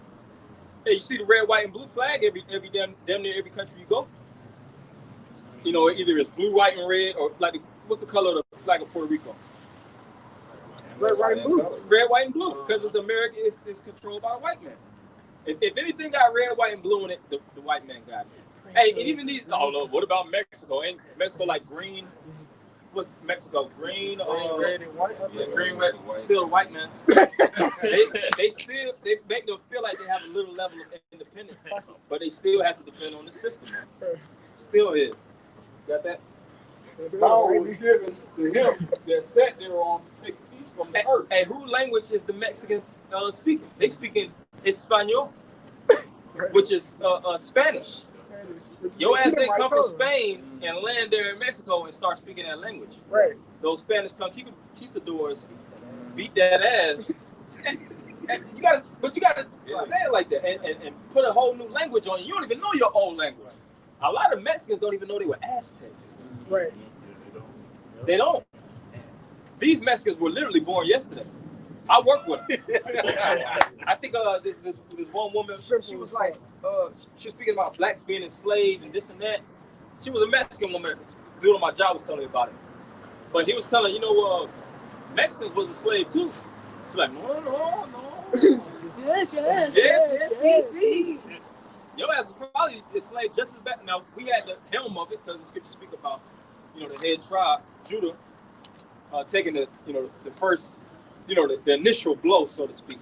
But those tribes took a pretty aggressive ass whooping themselves. Well, yeah, like 1492, like you had mentioned earlier today, they said after Columbus came in, beat their ass, he brought their ass back over to Spain. They had a fucking slave trade as well. Yep. Just like the Judah Benjamin Levi did as well. Yeah, that's right. Keep going. And power was given to him that sat thereon to take peace from the earth. Yeah, pure power. Like this book on my job, pure power. Hey, that power, man. And the power represents the hand. And when he came with the power, like you have the saying that goes, when you a hammer, you think of everything as a nail. That's this devil. He looks at it, tells you that in Isaiah the 14th chapter, that hammer that was basically beating, battering, and butchering all nations. You watch movies like a good one is 1492 with Christopher Columbus. And they made Christopher Columbus seem like he was a good guy. Right. But he was a cheap devil. But it shows you his levels to devils, because sometimes, like I said before, the man you look at in the front isn't even the worst one. Sometimes his underlings, so to speak, the men that be under him, that want a position, that want to supersede that individual on top of them, they're 10 times worse, man. They grimy as hell, man. And they have no regrets. You think these white people regretting the fact of the slavery? If they could take everything back and give America back, and blacks, so-called blacks, be free and back in Africa, and they loot, you think they would do that? Reverse the hands of time? If you ask the devil, these white people, if you would reverse the hands of time, you wouldn't meet the wife that you were once with, the children, all these things of America. You turn everything back and give the so-called blacks their lands back, the so-called Latins their lands back. You would get your land back, which is the land of Edom. Would they do that? 99.999, which is really 100%, would say, hell no. Nah. I'm doing better here than I ever did. Continue on. So they're all the devil. And that's how you could sum it up to see if they are the devil. They are the devil. And that they should kill one another, and there was given unto him a great sword. And there was given unto him a great sword. And in today's time, you see how, modern weapons, how they design and how much they could blow up. You can go actually, it's an app. If a brother's never been there, you can see it's like a nuclear detonation site. You could type in top bombs in time. The Tsar bomber, which is a very popular Russian missile. You have oxygen bombs that was, you're going to certain bombs that was Little Boy and Fat Man that was dropped on Hiroshima and Nagasaki. And you can see the proximity of how big those explosions are, those ballistic explosions, and they'll show you the amount of TNT that's basically harvested to blow these different buildings up. This man owns the sword, man. You gotta think, a firecracker itself, you know, you hold a firecracker in your hand, that shit will blow your whole hand off, depending on the level of firecracker, The intensity of that firecracker. This man owns bombs, missiles, nuclear missiles. Do you know what you can destroy with a nuclear missile? Countries, the world. And the devil has, that's why we know, missiles gonna drop, man. Right. There ain't no speculation, we ain't scratching our head about it. Missiles gonna drop. Look who got it. Look who got it. A psychopath. Right. A psychopath. Oh, you finna say something? No. Okay, you keep going. Verse 5, and when he had opened the third seal, I heard the third beast say, "Come and see." And I beheld, and lo, a black horse. Yeah, which the come and see represents basically opening the vision. Come and see, it sounds like a door is being opened. So he's seeing these different visions of events that take place. And he said he's seen a black horse, which black is the color of death. Mm-hmm. You never see people in the funerals wearing all white or green or lavender. Everybody wears black, the darkest pitch black Right. when you're in a funeral. And he's Mr. Funeral. He's all about putting down bodies, man. And he'll mark it off of your death. The funeral homes, that's a multi-billion-dollar industry off of people's death. Keep going. And he that sat on him had a pair of balances in his hand. Keep going. And I heard a voice in the But midst. that's really the main point. We'll jump to Sirach. That's really the main point, though. All right, this is Sirach chapter 10. I'm going to start verse 7. Pride is hateful before the Most High and man, and by both doth one commit iniquity. All right, so prideful is hateful before the Most High, and Esau Edom is the most proudest of all nations in the scriptures, man. That's why the scriptures say pride go up before destruction, man. This place is just a big sacrifice for these missiles to hit this bitch. Yeah. So, And the ones that's proud is the leaders of the people. We ain't got no reason to be proud. Look at your bank account. Right.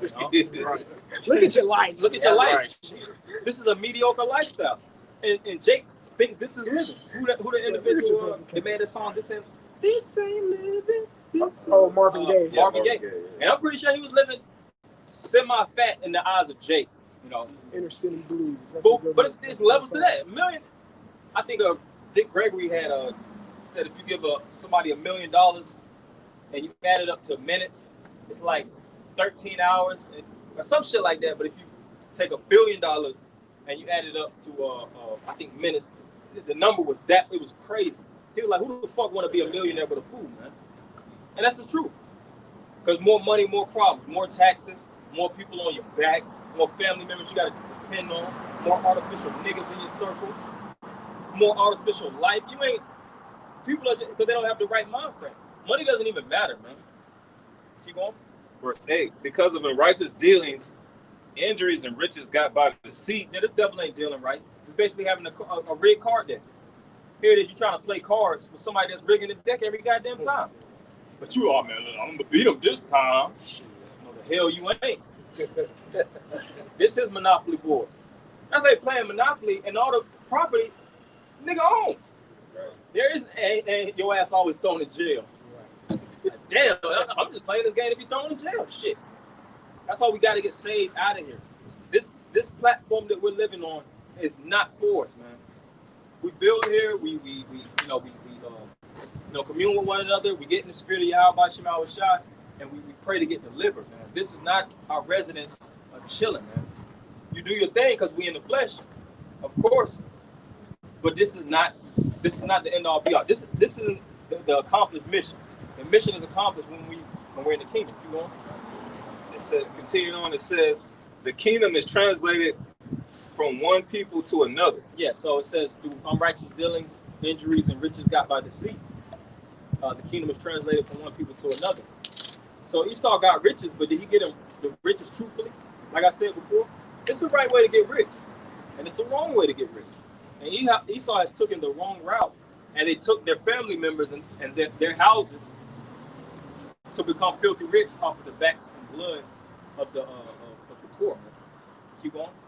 That wasn't on that. And I wanted that other one in real close. I got you. This is Sirach 10 and 4. the power of the earth is in the hand of the Lord. Yeah, so the power of the Lord, the hand of the Lord, he gave it to Esau. That's why it says the earth is given. Whenever somebody gives anything to you, it's a present. All right, so Esau even having the power of the earth, that was given to him by the Most High. Revelation 6, keep on. It says the power of the earth is in the hand of the Lord, and in due time he will set it over one that is profitable.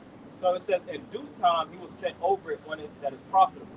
So using common sense, if he's gonna in due time put over it one that's profitable, then that means that whoever's in power is not profitable. Because in due time he said he's gonna set over one that is profitable. This man is not here to prosper and to profit the world. He's unprofitable. That's why everything you do, it seems to backfire, or it seems to have some type of damn demonic catch to it, man. Anything that you do, the woman that you, everything has been tainted. Like I said, speak about things that rust, rot, and decay. Everything that you have possession of is subject to being to decaying, rotting, or basically being taken from you, man. That's why the scriptures speak about setting up the kingdom in heaven, where rock, must, or moth does not corrupt or steal, or thief. Rock, we said that thieves cannot come in and break in and steal, man. So that's what we should be having our minds toward. That and that alone. You got to be mission focused. We on a mission. The Lord really dropped us off here in America. Now we here, and you get a woman, you get your things, you develop relationships and things of that nature. But the mission is to get the fuck out of here, man. Point blank, period. So we want to end by giving all praise, honor, and glory unto Yahweh, Bashem, Yahweh, Shabbat, Shem, Kapodash. Yahweh, the apostle and others, a great millstone. Shalom. Shalom.